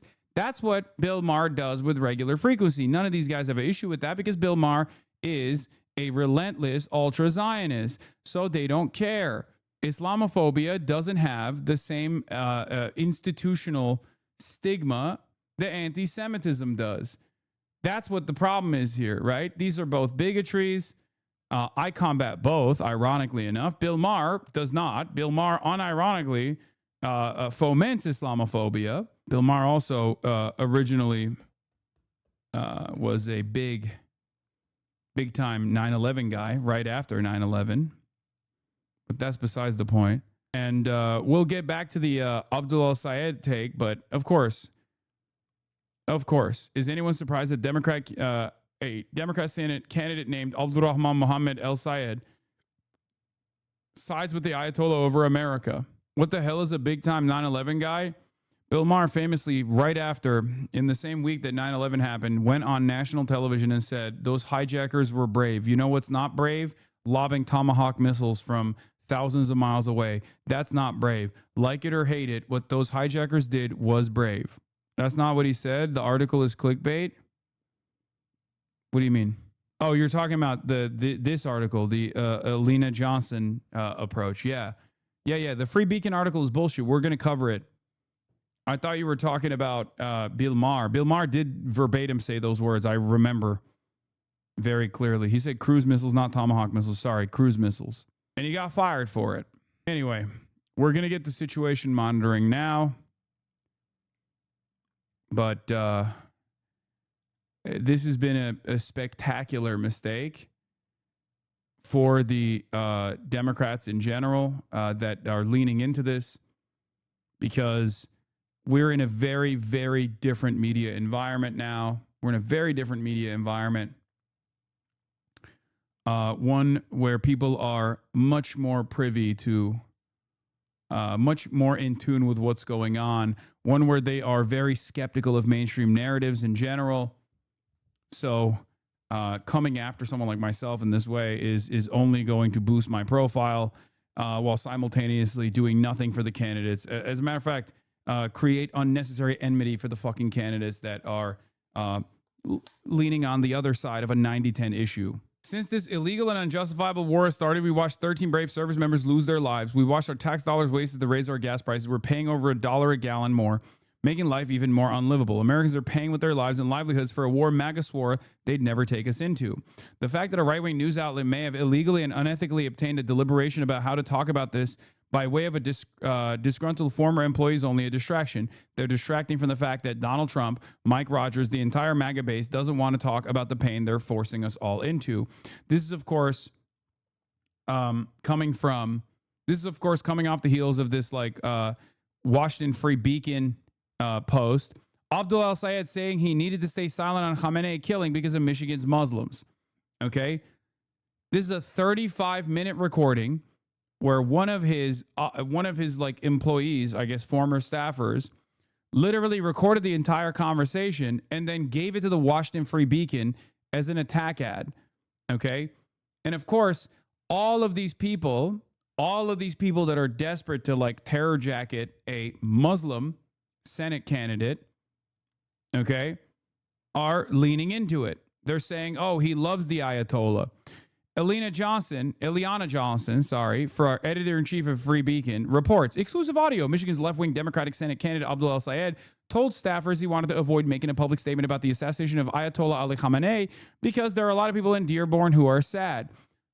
Okay, if reporters pressed him to take a position, al-Sayed said he would change the subject to Donald Trump's relationship with Jeffrey Epstein. I'm just going to go straight to pedophilia, frankly. I'll just be like, pedophile president decides what he doesn't like the front page news, so he decides to take us into another war. Yeah. There's nothing even, austerity is theft says, there's nothing even controversial in what he said. This is the pro-Israel right trying to spin smart, sober, private campaign analysis about a breaking news event about a historically unpopular Trump-Israel war crime in the most racist way imaginable, as Muslims in cahoots. People, hold on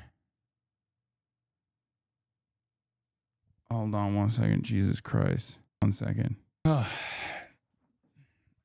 Okay, let's continue. People should actually watch the non-headline leak tape for themselves, and it becomes really clear what the headline is about. McMorrow Stevens, the DSCC, and the Israel lobby waging one of the most racist smear campaigns we've seen in Michigan since Barack Hussein Obama ran in 2008.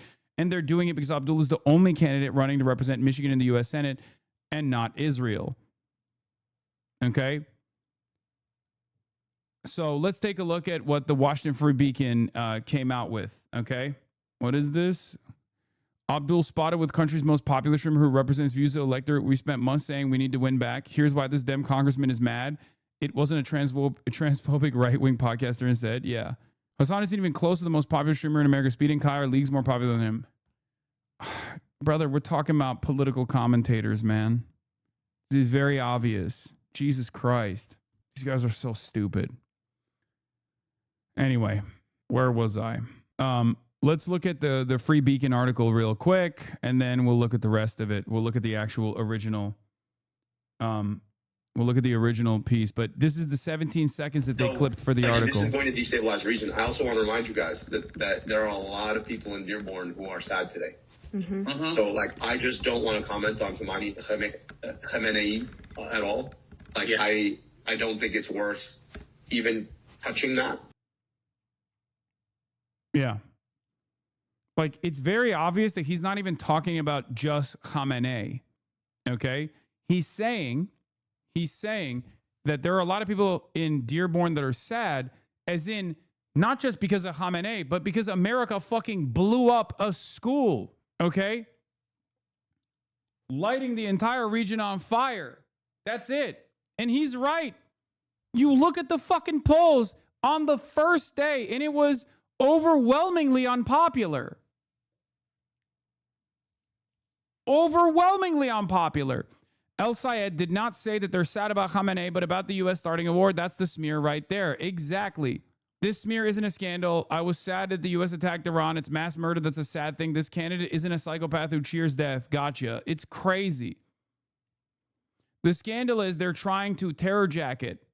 They're trying to say that these scary Muslims amongst us are actually they're actually not afraid of what another fucking endless war in the Middle East is going to spell for their futures in America, especially in Dearborn, right? But they're just all super pro Ali Khamenei, super pro Iran. They're just scared that America is going to militarily dominate Iran. It's the most cynical way to behave like this, behave in this incredibly Islamophobic, incredibly racist way. Same centrist Dems were cheering on this war at the start. No, even the centrist Dems have been like at least trying to create acceptable criticism while they were quietly cheering it on. Even the centrist Dems were like, oh, this is Israel's war. What are you talking about? Even the centrist Dems, one, openly recognized that this was Israel's war, and two, said Donald Trump is not following the process. Donald Trump is not following the process. That was their way of trying to be like, we kind of like this, but also we also recognize that, you know, we can't be fully in support of it. If reporters pressed him to take a position, he said he would change the subject of Donald Trump's relationship with Jeffrey Epstein. I'm just going to go straight to pedophilia, frankly, El Sayed said. I'll just be like, pedophile president decides what he doesn't like on the front page news, so he decides to take us into another war. Great retort, by the way. Did you say terror jacket? Terror jacket, like a jacket that you wear. Like claiming someone is, smearing someone by falsely claiming that they're a terrorist. Something that I receive all the fucking time. His remarks came during a conference call with communications team on March 1st, during which the candidate and his communications team discussed his messaging on Operation Epic Fury. Look, this was his take. Right. And the line to me is, whatever you think of the Ayatollah, whatever you think of the Iranian regime, none of that justifies American military unilaterally partnering with a foreign government who assassinate him without an imminent threat. You think that's a bad line? That's a bar. That is literally the majority position. That is the overwhelming majority position. It's not only the moral position, it's not only the correct position, but it happens to be the most popular position. How many times are we going to have to fucking deal with this shit where they clip chimp a Muslim Senate candidate who is correct, who is literally reflective of the moral center of American politics right now? We listened to a lot of the call with Sean, and all it did was prove that this guy's principled. Of course. Yeah. Right. Yeah, the question is, well, I don't want to say legally, because then you look mealy-mouthed about like, oh, you should have got a war powers resolution. Fuck that. Like, I'm just saying. Yeah. Like, See, even here, he's saying, like, I don't even want to talk about the process, right? I don't even want to bring up the fact that this is, like, not according to process. He's just straight up saying this is immoral, this is unjustifiable, this is ridiculous. That is the moral center, okay? That's straight up him addressing exactly how many Americans feel. This is responsive politics, okay? This is responsive politics.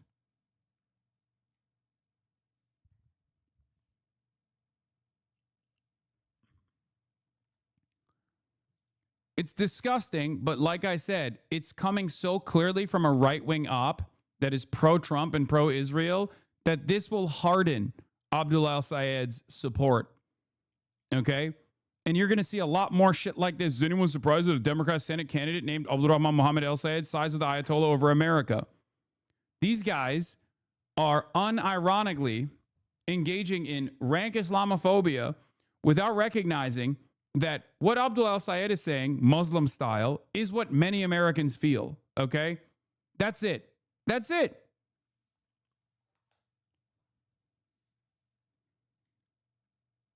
That's precisely what's going on here. That this Israel-backed is deeply unpopular with Americans, no matter how hard is criticizing this Islamic style. The problem is no one will play the audio. They'll just read the headline. No, it doesn't matter. Because it's coming from a right-wing op. It's objectively a pro-Trump. Washington Free Beacon is pro-Trump. So yes, while most people don't see beyond the headlines, what they do see is, oh, this is Fox News, this is right-wing, this is bullshit. Okay? This is a Democratic primary that we're talking about. It's a Democratic primary in the state of Michigan where a lot of the Democratic Party voters expressed their resentment towards the administration behaving in an Islamophobic manner. Okay? You have to remember that. Michigan was lost specifically because of Kamala Harris's appeals to the center. That was a big part of the reason why Michigan was lost. So for them to like rerun that so close to 2024 when that wound has not healed yet, it's a spectacular failure. Most people are absolutely tuned into this shit. Most Michiganders that don't want Republicans to win are going to see this stuff, are going to see these attacks, and they're going to be reminded of why they lost Michigan. Most Democrats in Michigan, okay? They're not going to want to repeat that mistake again. Michiganders are not running around going, oh, we just didn't pivot to the center hard enough. We didn't go pro-Israel hard enough. They're aware of what the fuck's up. They're aware of why they lost. They don't want to repeat it again, okay? They don't want another Kamala Harris mistake. Anyway, I kind of disagree. I think the majority of America's position is we shouldn't be in this war because it doesn't help America directly, not because it was wrong for us to kill him or really anything to do with him. No, this has nothing to do with Khamenei. It doesn't matter. It doesn't matter. You're purposely getting duped by the right-wing framing if you think that this is about Khamenei. Okay? Do you understand? His position here is not about, oh, I'm so sad that Khamenei was assassinated. And my argument is not even about what Abdul El-Sayed's position is anyway. My argument is about the fact that Michiganders recognize that this is a fucked up war that we're waging at the behest of Israel so close after the 2024 defeat. Michigan Democrats are anti-Israel. Speed is a bigger political commentator than you. Unlike you, he actually visited Africa and talked about neocolonialism. True. All right. Let's get to situation monitoring now that we have addressed this heinous smear. It's incredibly stupid. It's unbelievably stupid. And we're now getting back to situation monitoring. Day 30 of the Epstein's Fury operation.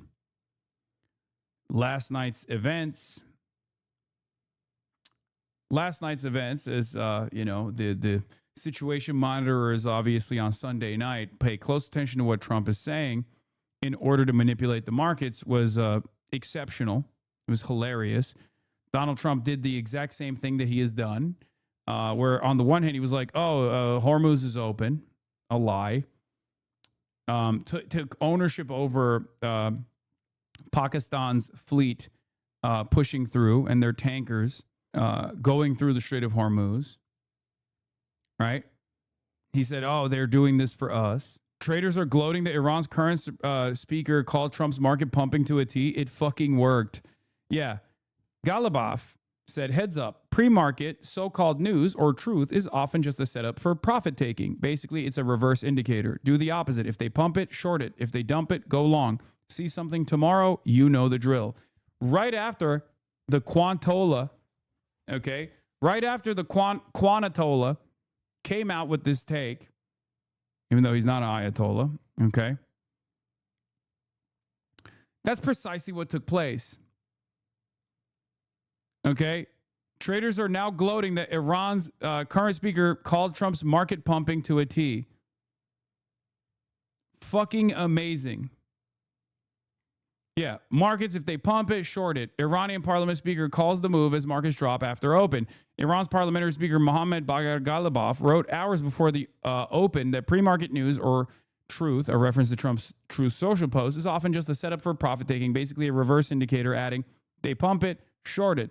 Markets initially rose after Trump's early post threatening Iran's energy sector, but the S&P 500 slid more than 70 points from its opening highs by midday, aligning with Ghalibaf's call. Trump later told the New York Post the U.S. will soon know whether Ghalibaf is someone Washington can work with. We're going to find out. I'll let you know about that in a week. It's so funny. Yeah, Trump's jawbone is broken, says Rory Johnston. Trump literally claimed 20 large oil tankers to transit Strait of Hormuz under U.S. escorts starting tomorrow morning. Yeah, the 20 tankers were Pakistani tankers, not American flag tankers. Okay? Iran keeps cutting deals with other countries, non-aligned countries, countries that are, they're doing bilateral commitments with countries in the region, and Donald Trump keeps fucking leading into it like Iran is doing it for him. and him personally. It is hilarious. They're not, but it's obvious why Trump would say this. Iran already approved this deal with Pakistan yesterday as a part of their move towards working with non-hostile countries in Hormuz. They're still going to have to take the Iraq route like everyone else. There won't be any American ships there. Trump literally claimed that it was American naval assets that would be passing these ships, that would be accompanying the ships. It's bullshit. They are not U.S. escorts at all. They are Iranian escorts. Then Trump threatened to blow up all of Iran's power plants, oil wells, Karg Island, and desalination plants if the Strait of Hormuz isn't opened immediately. It's fucking unbelievable. But it seems, finally, traders are saying, okay, well, we know you're lying. Update. Iran's reverse indicator trading advice continues to play out in real time. At 4:12 p.m. Eastern on Sunday, Iran Speaker of the Parliament said pre-market news is a reverse indicator. By 10 p.m. Eastern last night, S&P 500 futures had fallen nearly 1% on mounting war concerns. By 12 a.m. Eastern, 2 hours later, S&P 500 futures had reversed all losses and turned green. Then at 7:25 a.m. Eastern today, President Trump posted that great progress being made on peace talks, sending the S&P 500 plus 100 points off its low.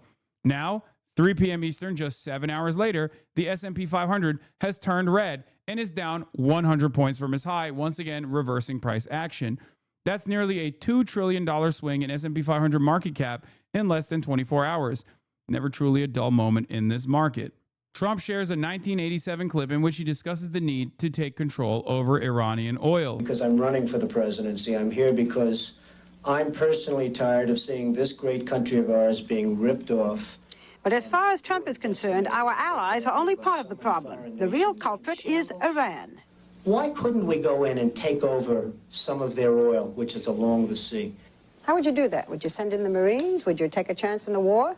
Let them have Iran. You take their oil. That's what How?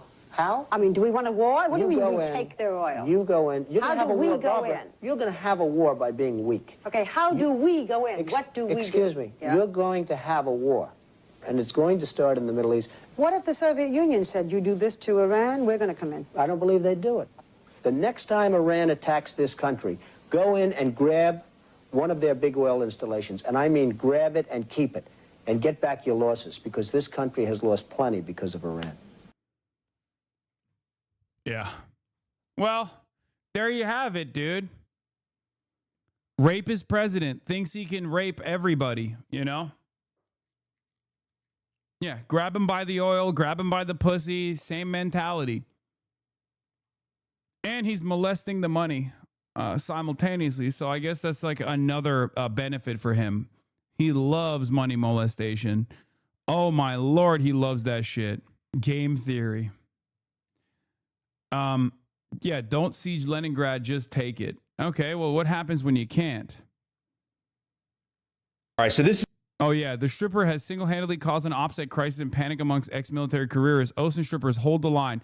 Double your army brass seduction efforts.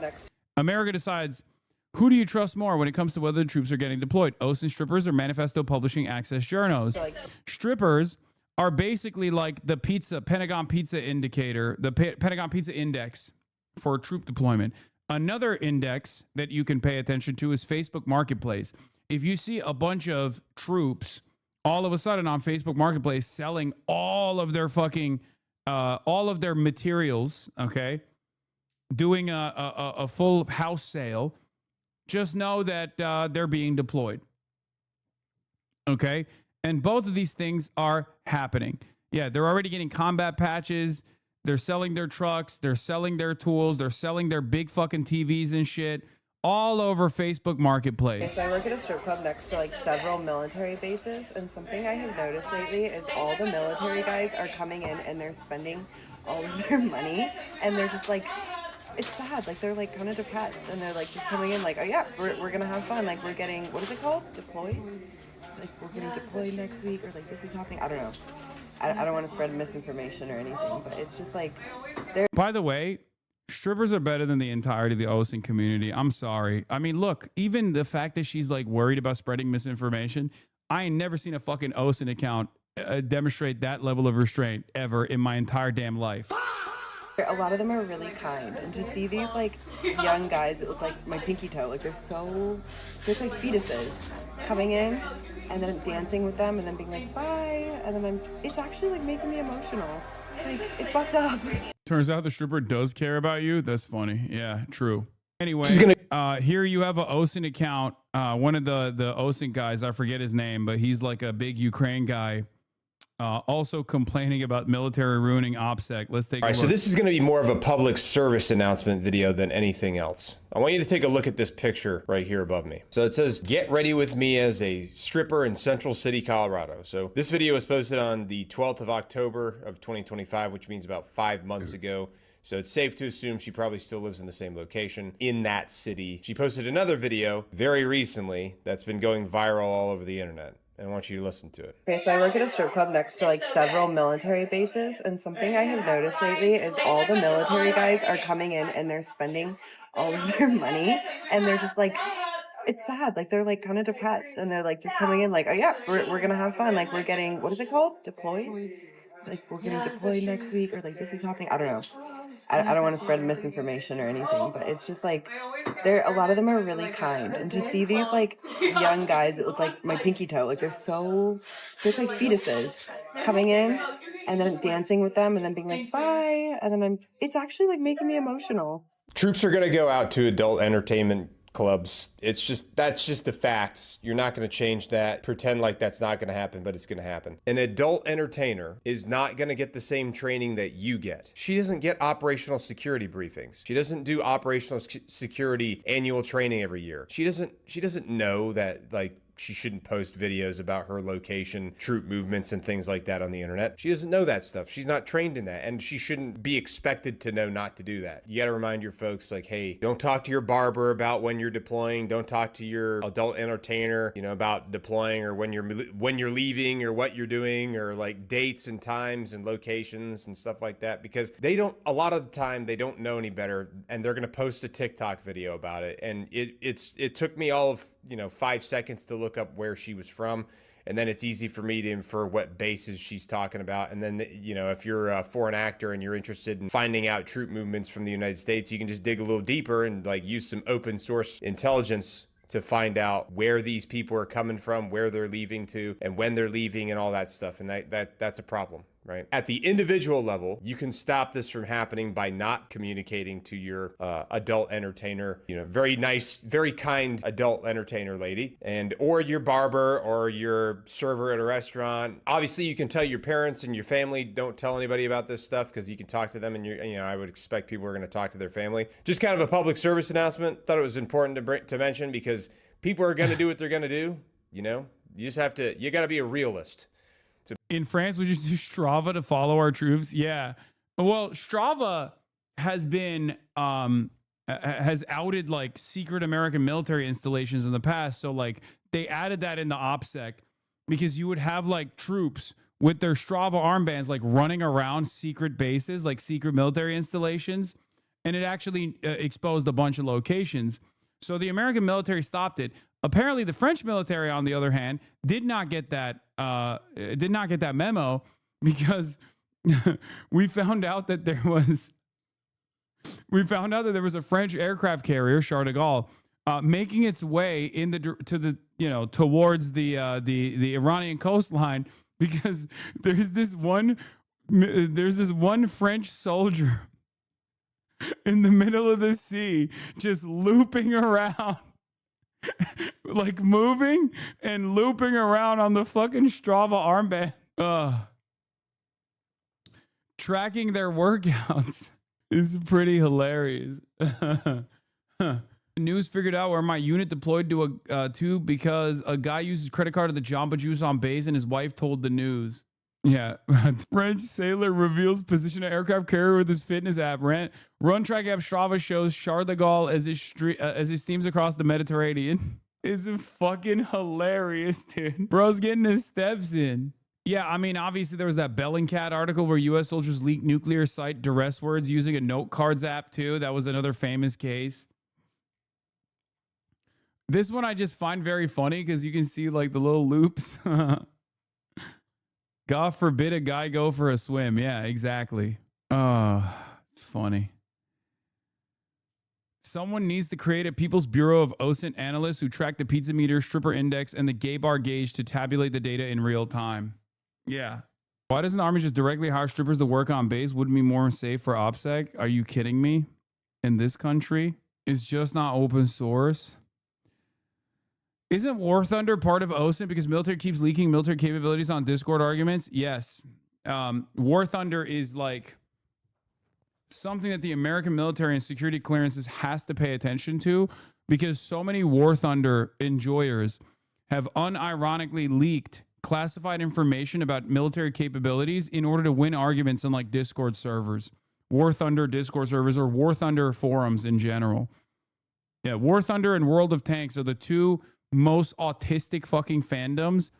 People who literally, it's like the truck driver who is a commercial truck driver who then does the truck driving simulator at night. These guys can't get enough of like playing with these fucking tools, even if they literally work on them in real time, in real life. They basically are like, that's what happens when you have like people who are genuine fans and are genuine real life autists who make it their whole lives. And will get into arguments on the internet and will own people by leaking classified information. Yeah, you say one wrong thing about some vehicle and other people reply with classified schematics. Also, last night, Financial Times had an interview with everyone's favorite president, President Donald Trump, where he told the Financial Times a couple incredible quotes. One, he wants to seize Iran's oil. To be honest with you, my favorite thing is to take the oil in Iran. Specifically considering taking Karg Island, Iran's main oil export hub. Compares it to Venezuela, saying the U.S. could control oil there indefinitely. Trump claims Iran has no real defense there. I don't think they have any defense. We could take it very easily. Acknowledges it would require occupation. It would also mean we had to be there for a while. Trump claims scale of bombing. We've bombed 13,000 targets. We've got about 3,000 targets left. Claims regime change has effectively already happened.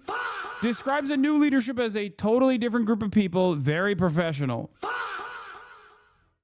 I genuinely think we're not taking Karg Island, by the way. The more he says Karg Island by name, the more I believe that we're not taking Karg Island. Rubio's announcement today was insane. Okay. And that's what the very specific of this operation. On Good Morning America, Secretary Rubio says, here are the clear objectives of the operation. You should write them down. Let's take a look.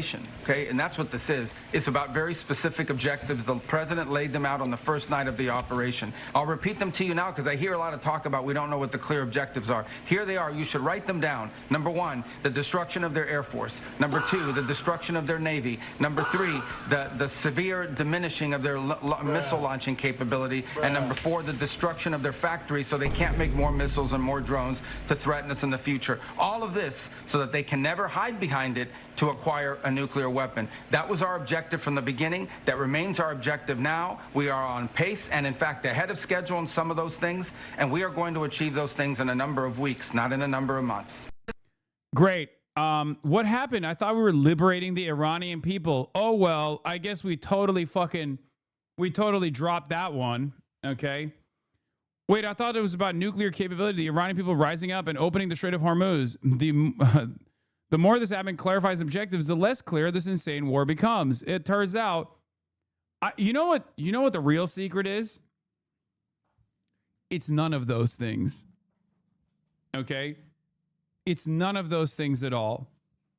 It's just we leaned into Israeli intelligence, Israeli assessments, and they played Donald Trump like a fucking fiddle, where they just straight up were like, you'll go in, we'll do regime change. It'll be just like Venezuela, in and out, 4 days, max. 4 days of bombing, max. Okay? And that's obviously not what's happened because we're 30 days in, right? We're 30 days in with no end in sight, and things are getting worse and worse. They've been able to like at least manipulate the markets a little bit, right? To not show exactly how devastating this has been for the energy markets. Israel's goals were always entirely different than the administration's goals. Israel's goals were always about complete destabilization, okay? Complete destabilization, complete destruction of Iran and Iranian existence in its entirety. They don't give a fuck about regime change, obviously. And here we are. And meanwhile, this has been such a devastating sequence of defeats for America and Israel that Iran has a stronger grip over the Strait of Hormuz now than ever before. They not only effectively shut down the Strait of Hormuz, but they also control all the oil tankers that go through, and they are and they're actually forcing the non-hostile countries to pay a toll in Chinese yuan, right? Iran going in for the long haul and imposing sovereignty in the Strait of Hormuz. Yeah, they are also passing a bill now. If this becomes law inside of Iran, they will impose a toll system in rials, ban passage of U.S. and Israeli vessels through the strait, assert Iran's sovereignty over the strategic waterway, ban any country that imposes unilateral sanctions against Iran. Oman is slated to help shape the legal framework, Faris said. Okay? And you need to understand something. This is de-dollarization, and it's already happened. It accelerated after Russia invaded Ukraine because America's reaction to Russia invading Ukraine was to basically weaponize the SWIFT system, forcing Russia, a major oil provider, to move away from the petrodollar. Because Russia was like, okay, well, if you're going to sanction every dollar that we make off of our petroleum sales, our oil and gas sales, then we're not going to use that anymore. And ever since then, if you look at the actual data, the trade in general, like global trade, since then has actually fallen off of a fucking cliff. We did that, okay? We did that. We forced the hand of all of our foreign adversaries by, one, sanctioning every fucking country that is in the periphery, and on top of that, offering tight controls over whatever they can trade and can't trade. And the U.S. dollar share of global foreign currency reserves have fallen to its lowest level in this century.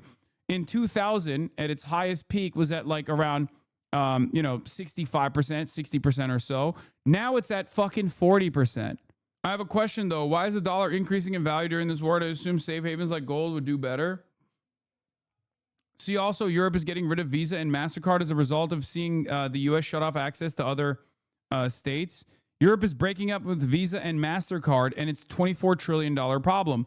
This is huge as well, because Visa and MasterCard are, at the end of the day, American companies. And because they're American companies, one of the things that Visa and MasterCard has been able to do effectively, and this is an unbelievable thing, okay? Visa and MasterCard, just like PayPal and Venmo, if you recall, I've described this to you before. If you're a European national, if you're like a person in Switzerland, and you send a Venmo to your friend in Italy, okay, and you put the word Cuba in it, your account gets shut down. That's insane, right? Neither of these countries have a negative relationship with the state of Cuba at all. And yet, because these are American companies, they can do that, right? This is perhaps best demonstrated with Yanis Varoufakis in techno-feudalism. America basically has exported all of their tech products to the rest of the world and therefore have tremendous control over what people do in their own countries. This is a way to deny them sovereignty, right? Another incredible problem for Europe in its efforts to regain sovereignty, of course, is on Visa and MasterCard. One of the things that Visa and MasterCard did in coordination with the American State Department, in coordination with the American government and the Treasury, was that they applied tremendous sanctions to ICC prosecutors and ICC judges, okay? This was unfucking believable. The French International Criminal Court judge, Nicolas Guillot, was sanctioned by President Trump in August because of the court's warrant for Netanyahu, says he has been cut off from basic financial and digital services. I discovered that almost all payment methods in France today are American, Guillot said. The only cards we have in France are Visa and MasterCard. He can no longer use Amazon, Airbnb, Booking, or Expedia, and some UPS deliveries to his home have also been blocked. French officials say efforts to lift the sanctions have seen no U.S. response. If judges are afraid to judge, then we no longer have democracy, Guillot told France televisions. When America targets you because they want to defend Israel, they can literally destroy the International Criminal Court. You can't participate in fucking normal civilized society. It's unfucking believable. This is important. This kind of pressure is very important. Why is it very important? Because if Europe says no more Visa, no more MasterCard, okay, that's a fucking $1 trillion market for Visa and MasterCard. Visa and MasterCard now have two options. Either they abide by the sovereignty of the countries and their markets, okay, that they choose to be in, or they lose $24 trillion in revenue, okay, or $24 trillion worth of revenue that they can get transaction fees off of, okay. There's a German journalist whose bank account and wife's been sanctioned for writing about, yes, Hüseyin Doğru. He's Turkish German. He runs the website Red, okay?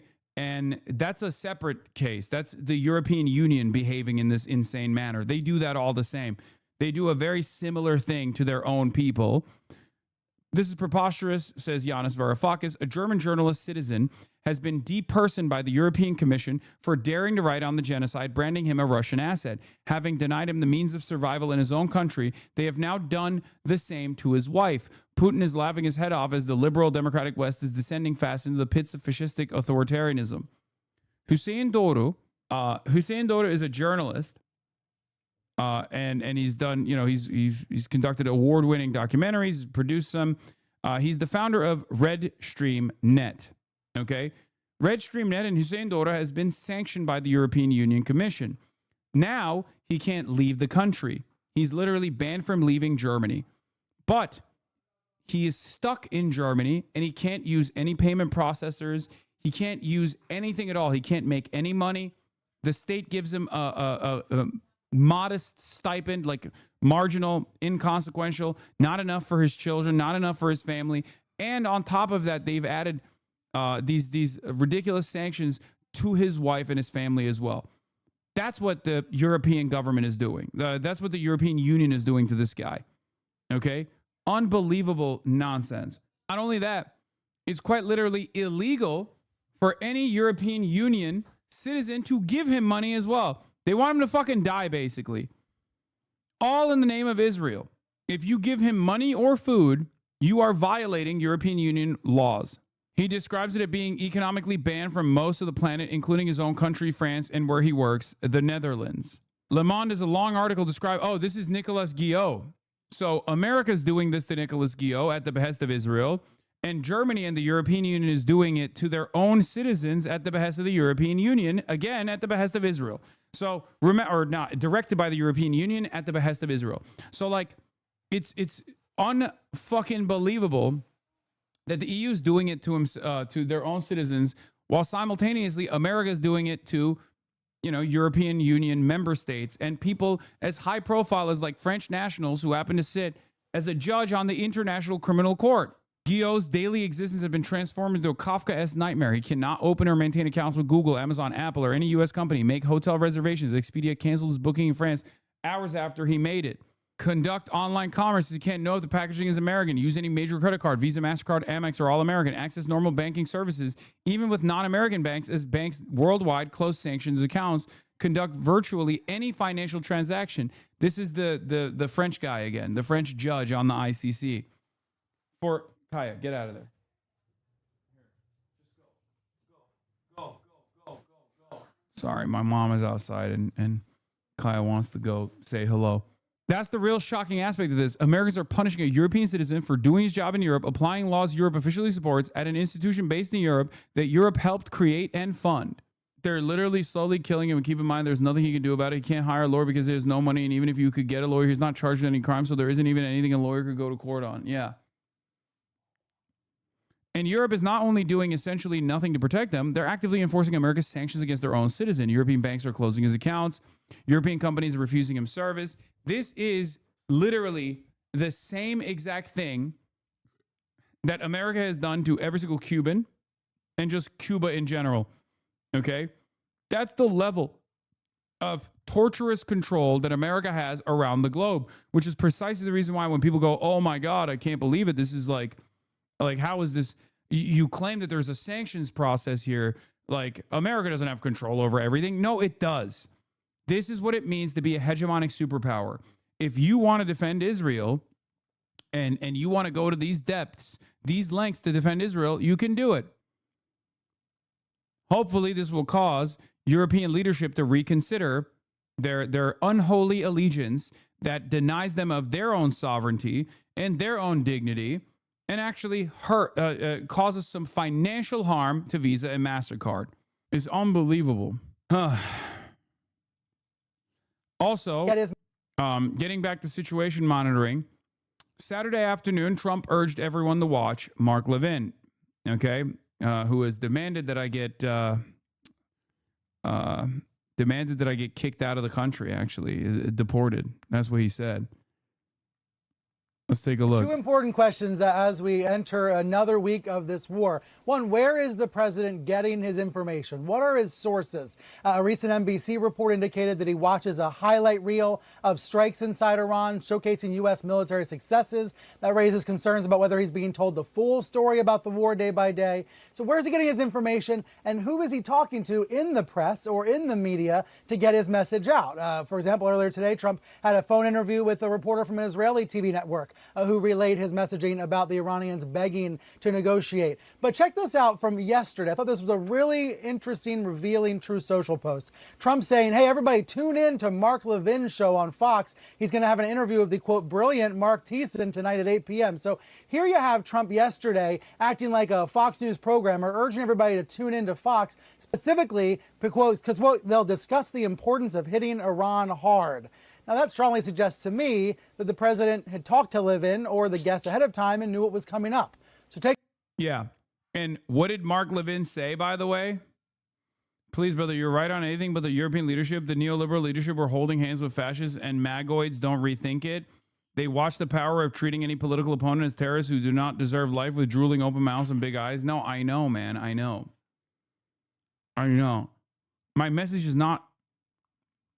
I don't have well, I do have some European politicians who watch me, but I don't have a significant number of like European power players that watch me. Okay. My argument is for the European people. I understand that there is this deep moral rot that exists in Europe as well as the United States of America. But my argument is for the European people who are watching, who can apply pressure to their own politicians, and their politicians have to be at least a little bit more responsive, right? A little bit more responsive than our politicians are, clearly.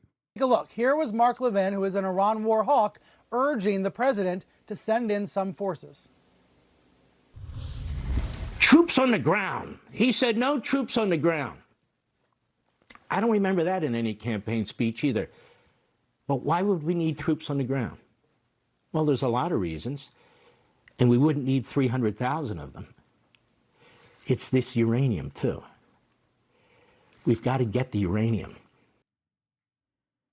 Yeah. Let's listen to the whole thing. There's a minute. It's a minute and 19 seconds long. After Donald Trump promoted this Fox News special, if you want to understand like where he's going from here on out, Mark Levin is making the case for him. Troops on the ground. He said no troops on the ground.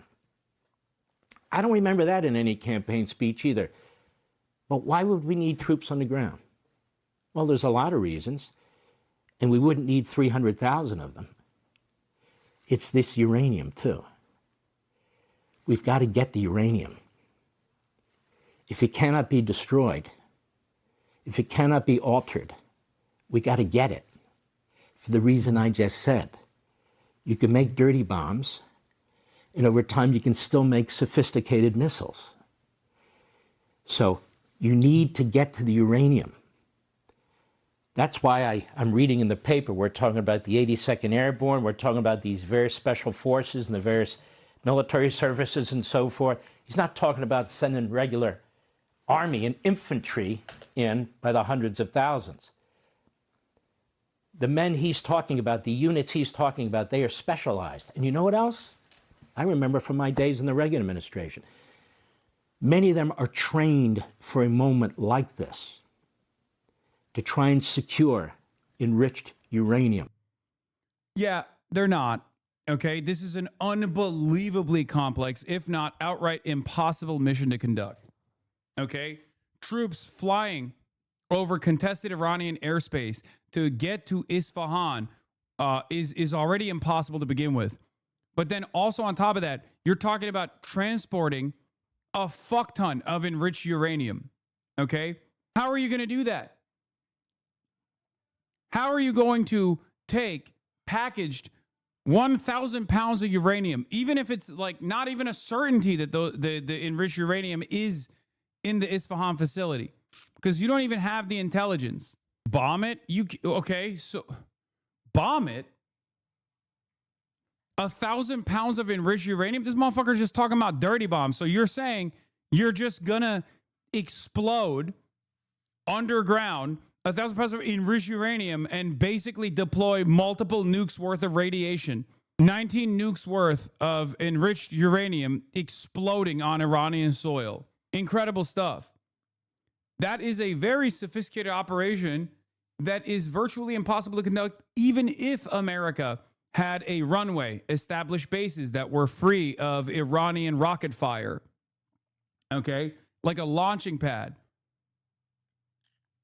To do that with no air superiority whatsoever, as you are signaling that you're going to do that a week ahead of time, it's unbelievably stupid. It's not going to happen. I just don't even think it's going to happen. I don't even think they can find the uranium. I know. How are they going to find the tunnel systems? Like, let's say, what are they going to do? Dig it out from the rubble? Like, there's no guarantee that this facility, 10 days of enriched uranium, enrichment to weapons grade, long enough. There's no guarantee that it's there. And on top of that, it's virtually an impossible mission.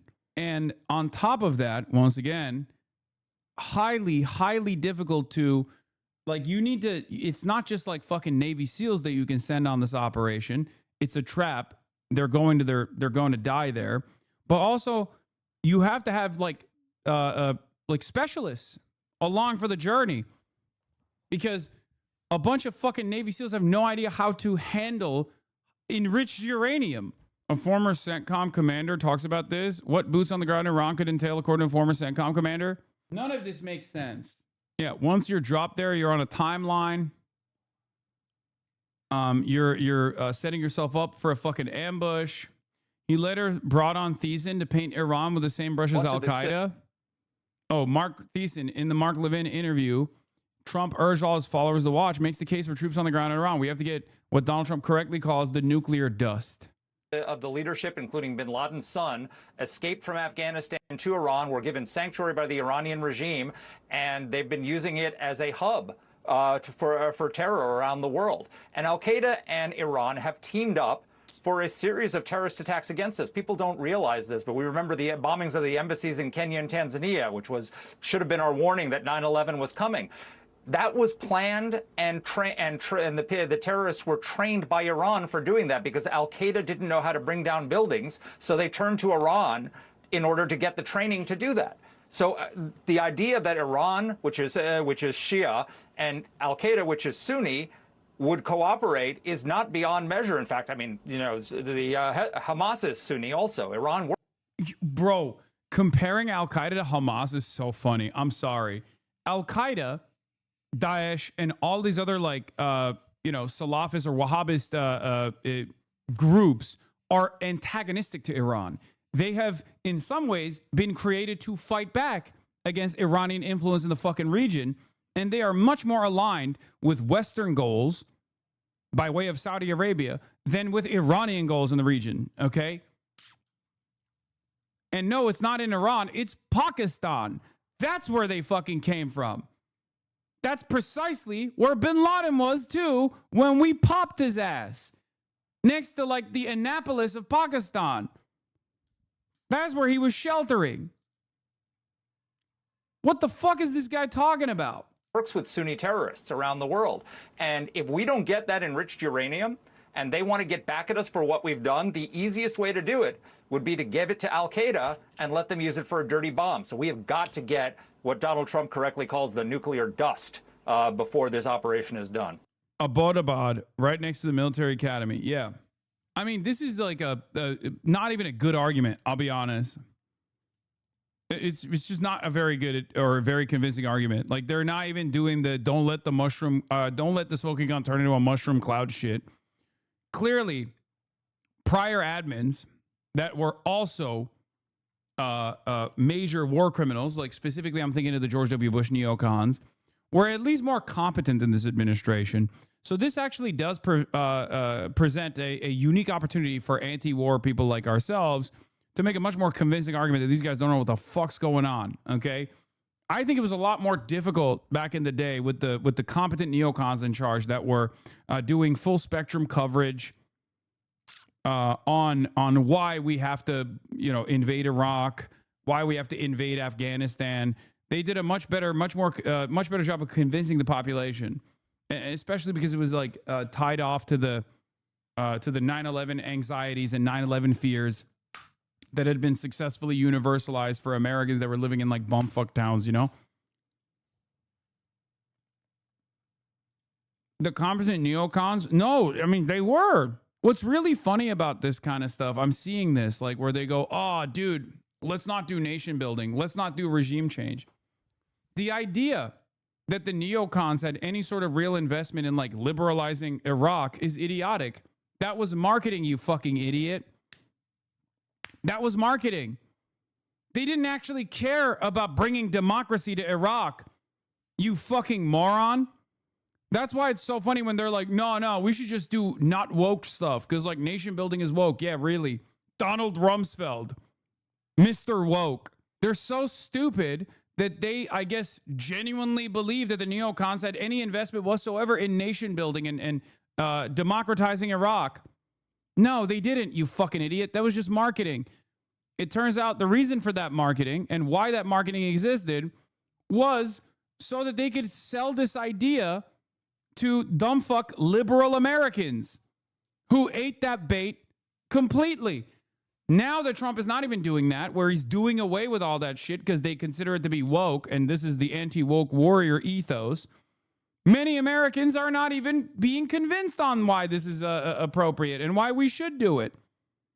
It's fantastic. And by the day, the Israelis are about to go even further. The country's prime minister says there's more to do by expanding their occupation of southern Lebanon. It's a message of strength that concedes a major weakness. Hezbollah has increased its attacks on the Israeli military. In Lebanon, I have now instructed to further expand the existing security strip in order to finally thwart the threat of invasion. But this is not the only place where Benjamin Netanyahu is waging war. Israeli and American planes have subjected the capital of Iran to waves of bombing. 701 strikes were recorded over 24 hours, according to one Amy Goodman's peace sign. Thank you for the 50 gifted. Human rights group. The majority concentrated in and around Tehran. The Red Crescent Society says residential areas were hit overnight, and we see their personnel and search dogs moving through the rubble, searching for survivors and counting the dead. The Iranian Health Ministry says more than 1,900 people have died. On the target list, a well-known public university in Tehran. These images have been verified by Sky, with pictures of the damage posted by an academic the following day. Only last month, this campus was alive with students, she wrote. In response, Iran has threatened to hit US universities located in the Middle East. And Iran has been firing missiles into Israel at a steady pace, the majority intercepted by Israeli defenses, but not all. This impact in southern Israel filmed from neighboring Jordan. And residents in this community near Jerusalem were fortunate when a long-range missile narrowly missed their homes. 7 suffered light injuries. In Pakistan, talks about peace have begun with representatives of Egypt, Turkey, and Saudi Arabia in attendance. But there's little sign that American and Iranian officials are planning to attend. Instead, the US is bringing in more troops, with the arrival of 2,500 Marines and ships equipped for amphibious assault. Remember what I told you after day one? Where they blew up a school, blew up a facility where people were children were playing volleyball, which I said was most likely a quote unquote accident that they didn't give a shit enough about. But clearly their targets were primarily Bossage and IRGC shit. When they realized that the Iranian people would not actually rise up, that they would start hitting civilian targets even more aggressively. At this point, they are doing that, right? I mean, Israel very quickly started doing that. They hit the oil refineries near Tehran and engaged in chemical warfare. But when they recognized that the Iranian people were not actually going to fight back against their government in the way that the Israeli government claimed it would happen, even though the American intelligence said that most likely wasn't going to happen if you bombed Iran. Okay. They were going to start punishing every single person that they could, every single member of Iranian civil society, and they're precisely doing that. Yeah. This trajectory is now unmistakable. As Iran maintains its ability to fire back, the U.S.-Israeli target set is widening from military sites to universities, factories, and residential areas. This shift is arguably driven by difficulty of decisively degrading Iran's military capabilities. What prevents Iran from doing the same? Iran will do the same. Iran is doing the same right now. If they have a facility that's hit, they hit back in the same way to Israel as well. And ironically enough, for those of us who have been paying close attention, monitoring the situation, you have noticed probably Israeli reports coming out about how effective Iran is at now consistently penetrating the Israeli security, the Israeli anti-defense systems. They now have a 54% strike rate. It's unbelievable. Yesterday, Iran lobbed 14 missiles at Israel. 7 of them, or I think, more than 7 of them went through. Okay? They hit targets. Danny Citrinowicz, the Atlanticist, who has to eat his words as this is one of those things that guys like Danny were agitating for their entire careers. And now that it's unfolding in spectacular fashion and blowing up in their faces, he has to offer sober analysis and make it seem like he's not on board with this. Says the escalation is already here.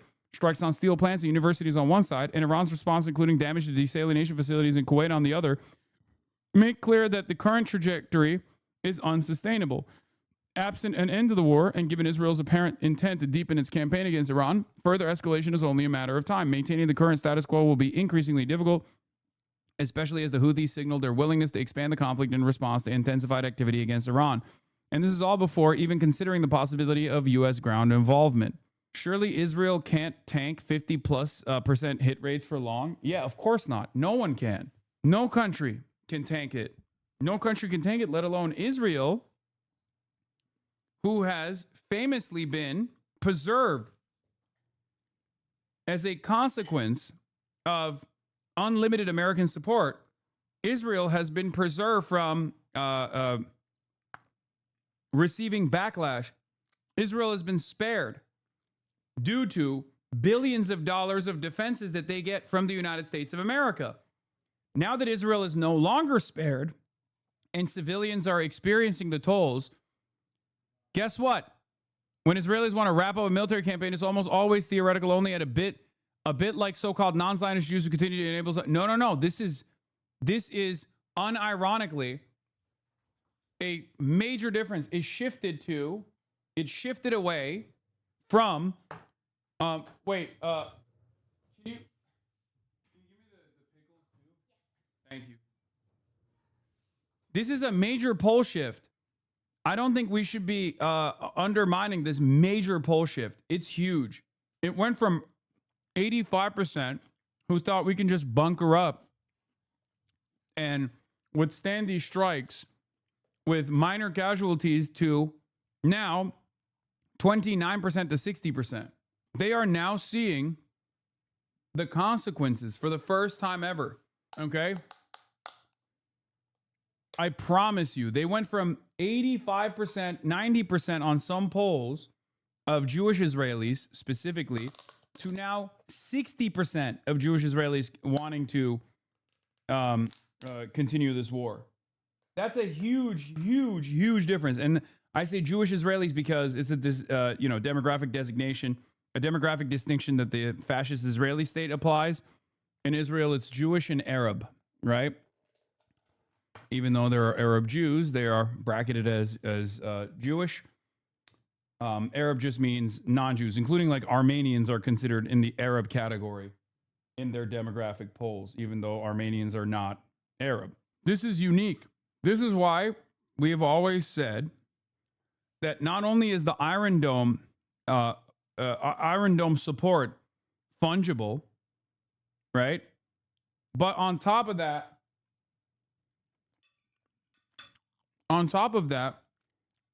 Iron Dome affords regular Israelis unlimited protection from the consequences of their violent militarism in the region, and therefore allows the Israeli government to continue agitating, continue destabilizing the entire fucking neighborhood, continue blowing up places, because they know full and well that there is no enemy, up until now, that can seriously punish and seriously penetrate the Israeli Iron Dome, the Arrow systems, significantly deteriorate their defense capabilities, and actually make the regular Israeli society suffer and experience retaliation. That's changing, okay? That's changing. This is a huge change. This is part of the reason why I make no distinction between offensive and defensive weapons. Now, of course, we didn't stop, offering Israel defense. We greatly increased our defense, but Iran has destroyed their defenses. And here we are. Join some 50,000 American personnel already in the region. The Pentagon reportedly planning for ground operations, although the decision to use them rests with President Trump.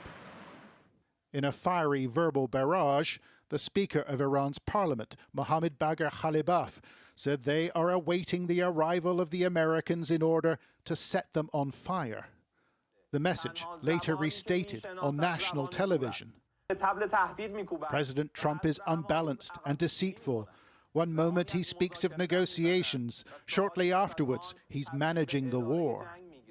It's clear that Iran retains the capability to retaliate, despite claims made both by the Israelis and the Americans that they've degraded and largely destroyed the regime's ability to fight. Yep. What happened? A large fire is now burning in an industrial zone in central Israel from another missile that has avoided this country's defensive shield. It's a reminder that a peaceful settlement, or even talks about peace, look decidedly elusive. John Sparks, Sky News in Jerusalem. Now to the war in Iran, as President Trump considers sending ground troops into the country. More than 2,000 U.S. Marines have now arrived in the region. You can see some of them in these images released by the Pentagon. And over the weekend, President Trump told the Financial Times his preference would be to, quote, take the oil from Iran. Weijia Jiang is at the White House to break it down for us. Hey, Weijia. Matt, good morning to you. Good morning to everybody. Clearly, President Trump is not ruling this out, even though from the very first strike on Iran, the White House has always said he wants to keep his options open. It was just 2 weeks ago that he said he was not putting troops anywhere. This morning, that's clearly not the case. With Marines in the Army's 82nd Airborne Division amassing in the Middle East, President Trump on Air Force One wouldn't say if troops will head into Iran. Are you considering still putting boots on the ground, and would you do that without going to Congress? I just have lots of alternatives. Earlier, the president said to the Financial Times he may send troops to seize Iran's oil export hub, Karg Island, to take the oil. But he acknowledged that would also mean we had to be there for a while. And the White House did not deny a Washington Post report that the Department of Defense is preparing for weeks of ground operations, saying it's the job of the Pentagon to make preparations. It does not mean the president has made a decision. Democrats and a growing number of Republicans in Congress are voicing concerns. We cannot have American troops on the ground in Iran. This is going to be such a risky operation. We don't want troops on the ground. I think that's a line for a lot of people. House Majority Leader Steve Scalise wouldn't say whether the president should consult Congress before making a decision. There are no boots on the ground today, but we're having a lot of conversations about what could happen next. Trump's top negotiator, Steve Witkoff, says a show of force is necessary to achieve peace. Without pressure, you never get anybody to the table. And in this case, we're employing a lot of strength. We have a big fleet there, and yet we're prepared to solve it with a diplomatic solution. Last night, President Trump said the U.S. is doing extremely well with negotiations, but added, you never know with Iran because even when making a deal, quote, we always have to blow them up. Meanwhile, the war continues to take a toll on the U.S. economy. Gas prices remain high, about $1 more than just a month ago. Matt. Thanks, Widget. We appreciate it. چنین اقداماتی به سر میبرند تا ثابت نمایند که تجاوز. I've heard that the IRGC has issued commands to also capture American troops alive, which is when you might see the first ever Hannibal Doctrine implemented in the American military. Secretary of State Marco Rubio. Mr. Secretary, thank you for joining us this morning. Let's talk about the president's comments overnight, talking about taking the oil on Karg Island. How would he do this? Why would he do this? Won't it take ground troops? Well, first of all, it's important to remember the objectives of this operation from the very beginning. We are destroying Iran's navy. We are destroying their ability to their missile launchers by a significant percentage. We're going to wipe out their defense industrial base, meaning their ability to make new missiles and new drones in the future, because it poses a great threat to the region. This Iran that you're seeing now, this is Iran at its weakest point. Imagine them 2 years from now if they had thousands of more missiles, thousands of more missile launchers and factories to make even more. That was an unacceptable risk. It needed to be addressed, and President Trump is addressing it. Now, they are making threats about controlling the Hormuz Straits in perpetuity, creating a tolling system and the like. That's not going to be allowed to happen. And the president has a number of options available to him if he so chooses to prevent that from happening. Obviously, I'm not going to discuss what those options are, and we're not going to discuss military tactics. The Department of War would be in charge of those things. I'd refer you to them, but obviously they're not going to discuss it with you either. But there is a way forward here to achieve our objectives. We are going to achieve our objectives in a matter of weeks, not months. Well, but let's talk about taking the oil, because the president laid out that objective last night. And taking the oil will take ground troops, won't it? Well, again, the Iranians are threatening that they're going to set up some permanent system in the Straits of Hormuz where they get to decide who goes through international waterways. That will never be allowed to happen. By the way, the rest of the world should take note of that. They have more at stake there than we do. We get very little of our energy in this country coming through the Straits of Hormuz. The rest of the world gets a lot more. That said, the president has several options at his disposal, and the Department of War is preparing optionality. I think it's really funny that they keep repeatedly saying over and over again, yeah, I know we fucked up the Strait of Hormuz, but like it doesn't even impact us. It's like, yeah, dumbass, everybody else understands that. First of all, it doesn't impact, it still does have an impact because it has an impact on the global oil prices. So it does impact people at the pump, as it has been. But even outside of that, you're basically telling the rest of the world, yeah, we fucked up the Strait of Hormuz and we're not even suffering the consequences. How do you think that's going to read for a global hegemon? It's pure cope to think that like other countries are not aware that, American supply is not being disrupted in the same way that like, Thailand is, in the same way that the Philippines are. But what you're failing to consider when you say shit like this is that you're telling all your vassals around China that you have developed through soft power initiatives, a long-standing security cooperation, that you don't give a fuck about them. And sure, most likely the leadership that were in line with these American security cooperative agreements were aware that you don't give a fuck about them, but now you're making it undeniable to the populations. What kind of resentment do you think that will create?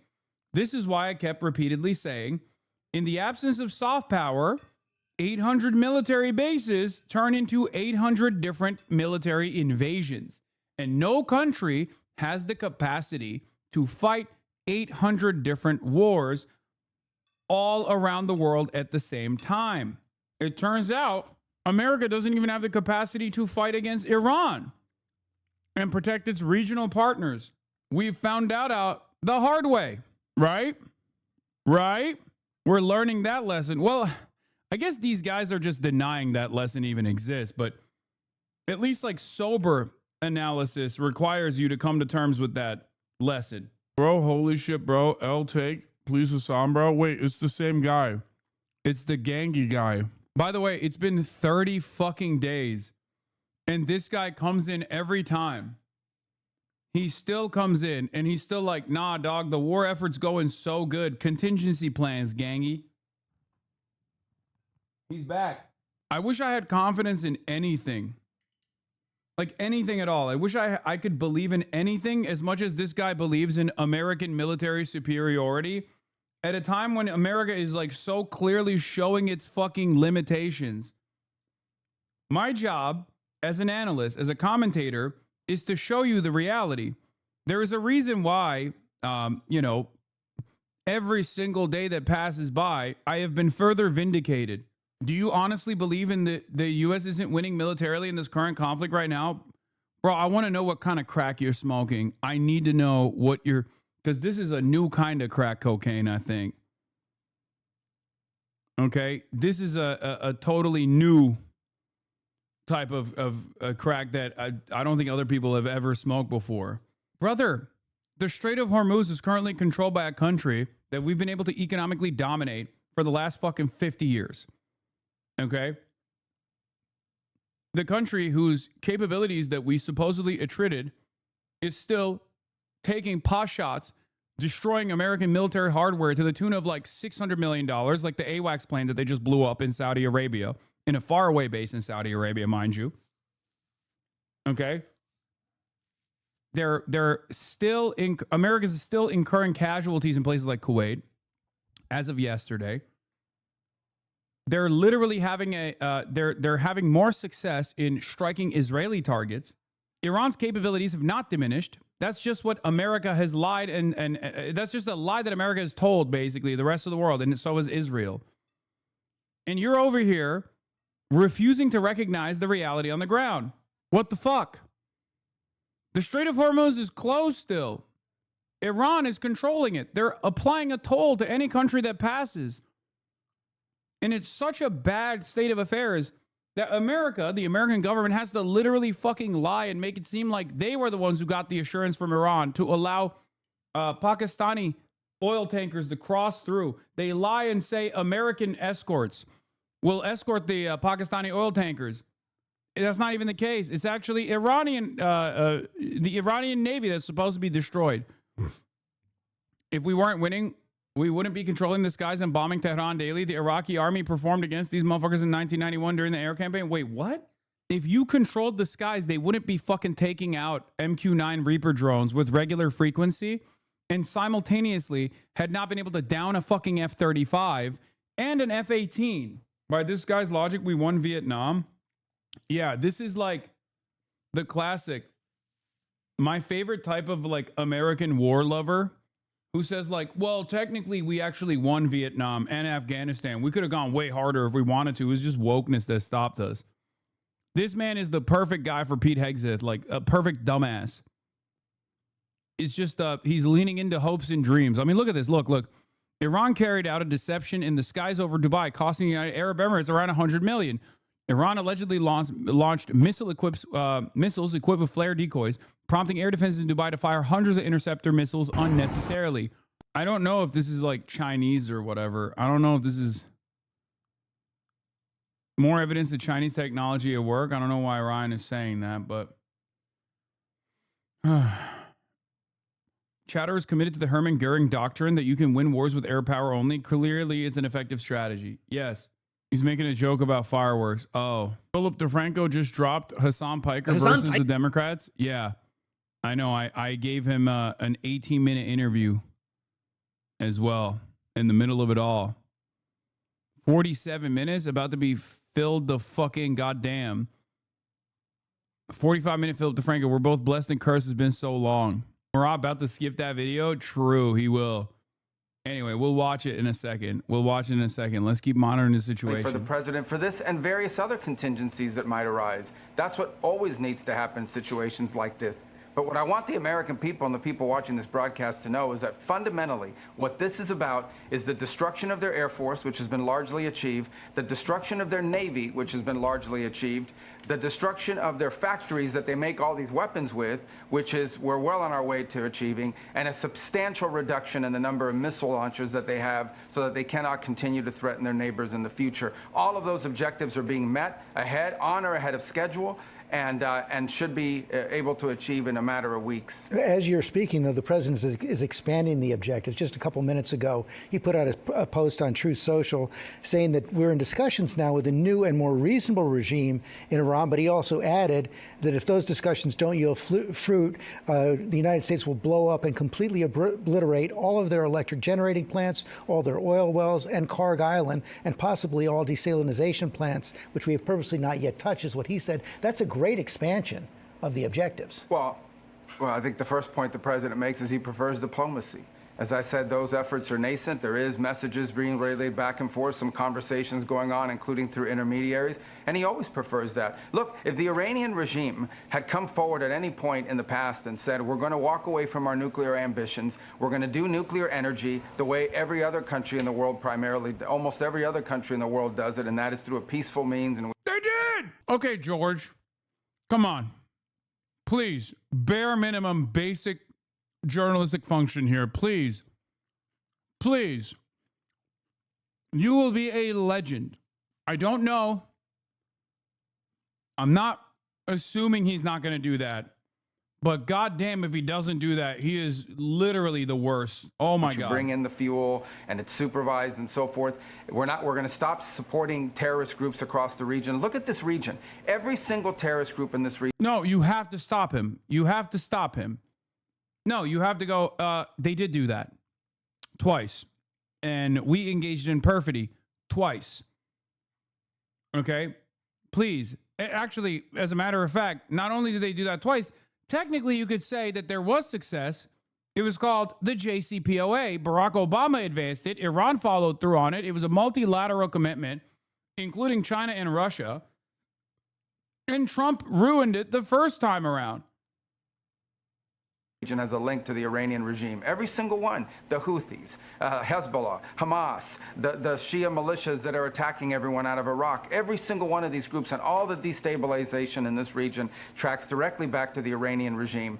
Those things have to be addressed. And if Iran had been willing to address those in the past, we wouldn't be having this interview on this topic right now. Their refusal to do so and their continuing move towards one day acquiring a nuclear capability, these people are lunatics. They are insane. They are religious zealots who can...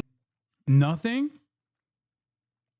You're just going to let him chirp? Never be allowed to possess a nuclear weapon because they have an apocalyptic vision. Bro, this is not journalism. You're no longer even a stenographer at that point. You're just an organ of propaganda. You're literally just like allowing him with zero pushback whatsoever. You're not even editorializing it in your own way. The future, and all of their neighbors know that, by the way, which is why all of their neighbors have been supportive of the efforts we're conducting. You call them lunatics, but the president just had this post where he says we're in discussions with a new and more reasonable regime. Let me try to pin you down on that. Who is this new and more reasonable regime? Is the United States in? That's your takeaway? You're not even going to address what he said. Unbelievable. Unbelievable. Like, this is the type of... First of all, this is Good Morning America. It's ABC. It's not even fucking CBS. But, like, dude, this is... I mean, you're doing a disservice to your audience. Like, you are straight up doing a disservice to your audience. You're doing a disservice to the profession in general. You can't let him fucking sling all that shit. Like you're not gonna actually hold him to account. That would look really good for George, by the way. That's what's so crazy about it, because like this is beneficial for George. George cutting Marco Rubio in that moment and saying, hey, I have to stop you there. You said these guys didn't want to deal with the United States of America and denuclearization. This is actually contradicted by the information presented by numerous mediators that were involved in the denuclearization talks last time around, including a British official, including the foreign minister of Oman, who wrote a piece and actually went on NBC's Sunday shows to basically say that Iran was abiding by maximalist denuclearization arguments that America was presenting. Rubio would say they're lying because terrorists lie. Hey, notice how I didn't bring up Iran here? I said British envoys, British mediators, Omani mediators. The reason why I brought that up is because there is a way to counter this narrative. This is another one of the things that's like been endlessly frustrating for me, is like the crowning accomplishment. Obama loves his legacy, right? He loves defending his legacy. That's why he brings up the ACA all the time. Obama's signature accomplishment in terms of foreign policy was both the Cuba deal and Iran, the JCPOA. He accomplished that, and that was actually a spectacular move in the right direction. And if I was in his shoes, I'd be fucking nonstop defending that shit. I'd be like, look how much Donald Trump has fucked things up. It doesn't make any sense. Direct contact with them. Well, I'm not going to disclose to you who those people are, because it probably would get them in trouble with some other groups of people inside of Iran. Look, there's some fractures going on there internally. And at the end of the day, I think that if there are people in Iran who now, given everything that's happened, are willing to move in a different direction for their country, that would be great. Imagine in Iran that instead of spending their wealth, billions of dollars supporting terrorists or weapons, had spent that money helping the people of Iran, you'd have a much different country. So we are always hopeful that that would exist over there. It's unfortunate. The people of Iran are incredible people. The people who lead them, this clerical regime, that is the problem. And if there are new people now in charge who have a more reasonable vision of the future, that would be good news for us, for them, for the entire world. But we also have to be prepared for the possibility, maybe even the probability, that that is not the case. Well, but the president said they are. Is that the case or is it not? I'm just trying to get some clarity on that. Well, what I mean is, yeah, so you have people over there that are saying some of the right things privately. Obviously, they're not going to put it out in press releases, and what they say to you or put out there for the world doesn't necessarily reflect what they're saying in our conversations. But at the end of the day, we have to see if these people end up being the ones. Oh, you got secrets. You see, it kind of seems like we're destroying the entire globe's energy production and its entire agricultural output. But a lot of people are secretly super on board. The fuck do you think someone in Thailand has to do with Iran? Why the fuck would anybody in Thailand or anybody in the Philippines be like, oh, thank God, dude. Thank God you literally destroyed our entire energy exports, our entire energy imports by blowing up Iran alongside Israel. We love that. Thank you, sir. Like, American exceptionalism has obviously served the American population for a long time because it was uncontested. Like, American military might was uncontested. Now that it's being contested in spectacular display, these guys still keep running around with the same ass attitude, like the fuck you gonna do about it attitude. They designed a new world order. They said its might is right. And now, thinking that, you know, no one else was going to come across, no one else was going to come in and say, all right, bet. If might is right, if might makes right, we got might too. Right? You were just on CNN? Wait, really? I highly doubt. If anything, Jake Tapper, you're going to have a segment on Jake Tapper this hour? Yeah, he's probably going to cook me. He's probably going to yell at me, which I think is going to backfire on him. In charge, seeing if they're the ones that have the power to deliver. We're going to test it. We are hopeful that that's the case. There are clearly people there talking to us in ways that previous people in charge in Iran have not spoken to us in the past. Some of the things they're willing to do, some of the things they're saying they're willing to do. Obviously, they have to go do it. We're going to test that proposition very strongly because we always prefer to settle things through negotiation and diplomacy. But we also have to be prepared for the fact that that effort might fail, that we are dealing with a 47-year-old regime that still has a lot of people involved in it who aren't necessarily big fans of diplomacy or peace. And if it fails, the war expands? Dude, come on, George, you're literally directly related to a Palestinian. George, the fuck is wrong with you, man? George, there's one party that is not invested in diplomacy. It's the American government. What the fuck's wrong with you? Why are you letting him get away with this lie? Up until this moment, okay, up until these last 30 days, Iran kept leaning into diplomacy over and over and over again. And what did it get in return for that? Bombs. It got bombed. What are we talking about? The idea that Iran was not invested in diplomacy, but America is so fucking stupid. Who's he related to? George Stephanopoulos has like the, what is her name? It's like Sister something. I forget. She's like a very famous Palestinian woman. Tucker Carlson has interviewed her before. Sister Agapia. Yeah. Agapia Stephanopoulos. Doesn't she live in Palestine or something? Or I think it's not even his sister. I think it's his relative by marriage or something. I don't know. I don't know the full details, but like she lives in the West Bank. She's like a religious figure that lives in the West Bank. And Tucker Carlson has actually interviewed her quite a bit.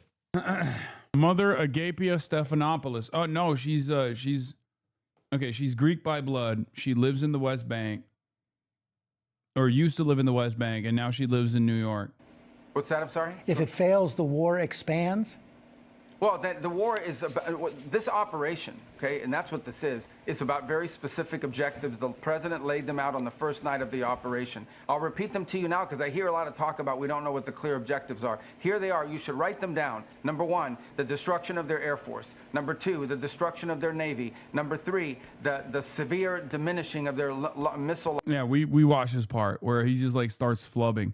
Anyway, Piker's situation's gotten crazy as Democrats are divided and don't know what to do about him, and so we asked him. 8 million people marched against him as Trump didn't show up to CPAC and his approval just hit 36%. In every Trump-Iran debate, he belongs in the party. Where you're seeing a divide. There's a big debate happening in the party.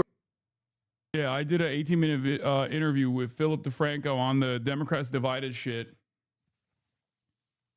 Right now, with some candidates trying to embrace him and his platform to reach younger voters, and others thinking that he's just too toxic to touch. And that debate, it's getting pretty heated as we're in the primary season and with the midterms just around the corner. So one of the things that we've seen is that over in Michigan's Democratic Senate primary race, one candidate, Dr. Abdul El Sayed, announced a college campus tour next week that would include an appearance with Hasan. But then he was quickly condemned by the Michigan ADL, who accused Hasan of amplifying violently anti-Semitic rhetoric. Right now, Sayed's two Democratic opponents, they also slammed him, with Michigan State Senator Mallory McMorrow saying Hasan says extremely offensive things in order to generate clicks and views and followers, which is not entirely different from somebody like Nick Fuentes. And then you had Representative Haley Stevens also calling him the exact opposite of someone I'd be campaigning with. Right? And if you're new to this space and if you're wondering why Hasan's so controversial to these politicians, there have been a number of controversies, but in general, a lot of it appears to have to do with his very vocal opposition to Israel and comments that he's made about what's been happening with Gaza. Because many of his critics have accused his criticisms of Israel of turning into anti-Semitism. And there you have people pointing to Hasan previously referring to some Orthodox Jewish people in Israel as inbred, many also feeling that he downplayed sexual violence that happened on October 7th. They serve in the military and then they get their untrained, inbred asses shipped into southern Lebanon. By the way, none of which justifies Israel's actions.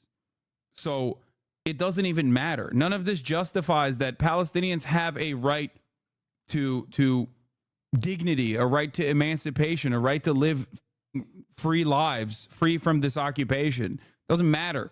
Doesn't matter if fucking rapes happen on October 7. Like, that doesn't change the dynamic for me even this much. Hasan also faced heat for saying that Hamas is 1,000 times better than Israel, which he described as a fascist, settler, colonial apartheid state. And one of the things you see continuously pop up is that he previously said that Americans deserve 9/11. America deserved 9/11, dude. But with that, he since said that the comment was inappropriate and that he never meant that the victims deserve to die. But these comments, they still come up anytime a prominent Democrat appears alongside Hasan. And so in the last week or so, we've seen Politico running headlines claiming that some Democrats want to shut off off Hasan Piker's megaphone. The Wall Street Journal also ran an op-ed claiming that some left-leaning politicians are getting too cozy with Hasan. But then also with this, you had Hasan speaking to a CNN correspondent over the weekend, and he defended himself, saying, It's a heinous smear, first of all. I've spent my entire professional media career and far beyond that combating anti-Semitism. I've been doxxed, swatted by neo-Nazis for my consistent advocacy against anti-Semitism. I just also happen to be an avowed anti-Zionist. That I think a lot of people cynically will say prominent critics of Israel are anti-Semitic. Are there critics of Israel that are anti-Semitic? Absolutely.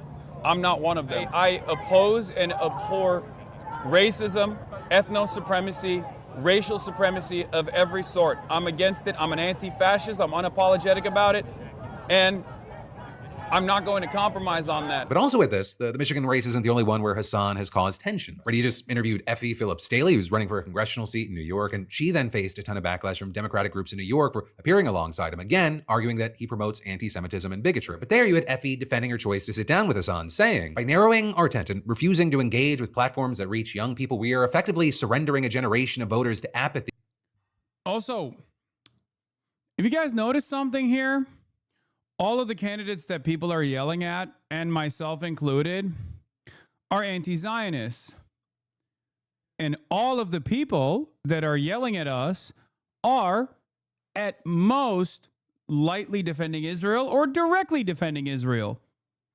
How interesting. Or the far right. And adding, while I don't align with every word Hasan Piker has ever said, we must recognize the massive value of a platform that engages millions of young people in the democratic process. And saying, as Democrats, our job is to build bridges, not burn them. And on display, you've had other Democrats seeing the issue similarly. Just over the weekend, you had Bernie Sanders being asked about Democrats swearing Hasan off, to which he said, well, I've talked to Hasan, and I think he's, doing in many respects a very good job. The bottom line is that we have got to communicate with people. It's fine to talk to everybody you know in your neighborhood. People agree with you on everything. But I've been on Joe Rogan's show, as you understand. You got a lot of heat for that. Of course I did. And I disagree with Joe Rogan on this or that issue. But the last that I heard, you can disagree with me, right? Also, representatives like Ro Khanna, who's been on the show before, he's previously embraced Hasan's platform, with Khanna recently telling Politico that Democrats, they need to build a wider coalition, and quote, that must include engaging with Israel critics like Hasan Piker, as Pod Save hosts have done, and many progressive candidates have done. And adding, of course, I disagree strongly with some of his statements and point that out, but canceling people or shaming people like Hasan Piker, Sean Ryan, or Theo Vaughn is not the answer. Also, with all of this, you have some noting that when it comes to Israel, polling last year found that 77% of Democrats and 51% of independents think that Israel's committing a genocide. And so that's a big chunk of people who see eye to eye with Hasan on certain points. But still, you have many thinking that Democrats should run away. And so with this whole situation and debate just growing by the day, we actually reached out to Hasan Piker himself and some of the politicians who have been speaking out against it. And we're still waiting to see if, we can get one of those politicians on the books. And hey, there's nothing shady here. It was short notice. It was this morning. But we did hear back from Hasan Piker today. And like we try to do on the PDS, especially with the time crunch we have, we put PBS. He has PDS, we got PBS, Piker Broadcasting Service. Ladies and gentlemen, Piker Broadcasting is sponsored by you, the people, for you, the people. That's right, Piker Broadcasting Service. Please subscribe to the Piker Broadcasting Service, real PBS, at a time when the public needs you the most. Piker Broadcasting Service for tomorrow's news today. Out questions for him to answer, so they're on the record, and then you can decide how you feel. And we'll get right to that interview after the sponsor. It's deeply offensive. Fresh. I love Dan. To follow, which because as on stage, Debbie varies by or publicly split. Into the news as promised. Here's our interview with Hasan. Hasan, Democrats. G in solidarity. Thank you for the 50 bones. Russell Butt. Thank you for the 5. Rezonicity. Rezonicity. Thank you for the 5. Gifted. Holy moly. DC Baller, thank you for the 5 tier 1 gifted subs. Are publicly split on whether you should be involved in campaigns, right? El Sayed wants you on stage. Steven said you're the exact opposite of someone I'd be campaigning with. Slotkin said you sound deeply anti-Semitic. What is your response to elected Democrats calling you a liability? I have the same attitude that Bernie Sanders demonstrated after his rally yesterday. It's I think there's a major split within the corporatist side, the corporatist flank in the Democratic Party, the people that are constantly trying to appeal to this like mythical moderate centrist voter, and that's been a demonstrable failure. And I think that the party's base actually understands that it's a demonstrable failure, so they're demanding more. And these guys they're losing their relevance, their institutional relevance, like a lot of these think tanks like Third Way and certainly advocacy groups like AIPAC, ADL. So they're just kind of trying to create pressure wherever they can. And I think they're very boomer minded because they think like when I go, every single comment mentioning your name on the videos, calling you a grifter, tanky, imperialist, some variation of that, definitely organic. No, normies are not going to fucking be swayed by that shit and stand next to a politician that actually benefits me. They don't realize that like politicians are coming to me because I can fundraise for them in a way that you really can't do unless in a way that you really can't do because it's like all individual donors from all around the country, right? This is not like a closed door private dinner, $50,000 a pop. Like this is like real people that appreciate what the candidate has to say and want to give $5 to $100. And then also on top of that, I have a fairly active audience that makes up the door knocker base, as I like to call it, like a lot of activists, advocates, labor union leaders, and lower level local politicians and the like, who when they get excited about a candidate, they want to do phone banking. Like there is the real grassroots momentum when candidates associate with someone like myself, and that's the reason why they do it, because it doesn't give me any like significant legitimacy when I appear next to a candidate. At least it doesn't work that way on the internet. No one really cares, right? And in the same way that like when I get favorable coverage from a legacy publisher, it's good for the managerial class. They read those papers, but it doesn't actually yield a real massive amount of eyeballs and attention that translates to like viewership and an increase in like people tuning in to my broadcast, as opposed to going on like Theo Vaughn. So they're both the old guard and desperately trying to maintain that old guard mentality by like trying to apply pressure to politicians that very clearly are more malleable, more persuadable. You get a couple lobbyist phone calls or big donors that give a phone call, and then you release a statement like the one that Slotkin did, which was so crazy. Like she openly admitted that she doesn't know who I am, and then very clearly was like reading a talking point that was given to her, but maybe she didn't even like fully understand the talking point, because she was saying the conflation between Jews and Israel is anti-Semitism, is like very anti-Semitic, and it kind of seems like Hasan does that quite a bit, and it's like, no, actually, I do the exact opposite of that. So that was like a funny angle. It wasn't even like quote mining to be like, well, this quote seems crazy or whatever, because like they all do that usually. There's like a couple of them flying around that the ADL disseminates. But she didn't even do that, where she just like went off on a tangent on something totally irrelevant and unironically antagonistic to my worldview, something that I have for years and years pushed back against. Well, especially as we get closer to the primaries, though, I mean, we are going to see these things coming out of like just people, you endorsing people or you being with people trying to use things that you've said and done. So we do have to talk about that while I have you on, right? Because you've been accused of calling Orthodox Jews inbred, comparing Zionists to neo-Nazis, dismissing reports of sexual violence on October 7th, saying, I believe the quote, and once again, it could be a clip, so we'll get to that. It doesn't matter if rape happened on October 7th. It doesn't change the dynamic of me, and posting that Hamas is 1,000 times better than Israel. Which of those things would you say you stand by? Which of those things would you say you regret? And which of those things do you think are being misrepresented? I think the ones that are being misrepresented pretty egregiously are like it doesn't matter if rapes happened on October 7 or not, because that was actually an argument that I was having fairly early on with a chatter who was denying sexual violence or the likelihood of sexual violence happening. I was telling him that this actually doesn't change the dynamic of genocide. Like this doesn't justify genocide at all. But that one has been misrepresented pretty egregiously. As far as the inbred comments goes, there's like a massive compilation of this out there of me like calling any kind of like ethno-religious racial supremacist an inbred, because a lot of these ideologies do revolve around genetic purity.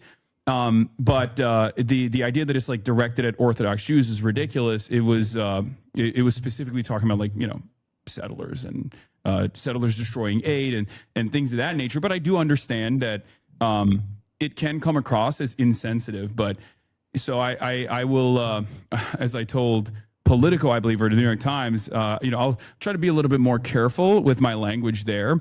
As far as the differences between Hamas and Israel, I mean, that I do stand by. I don't have an issue when people point to that to say, how could you say such a thing?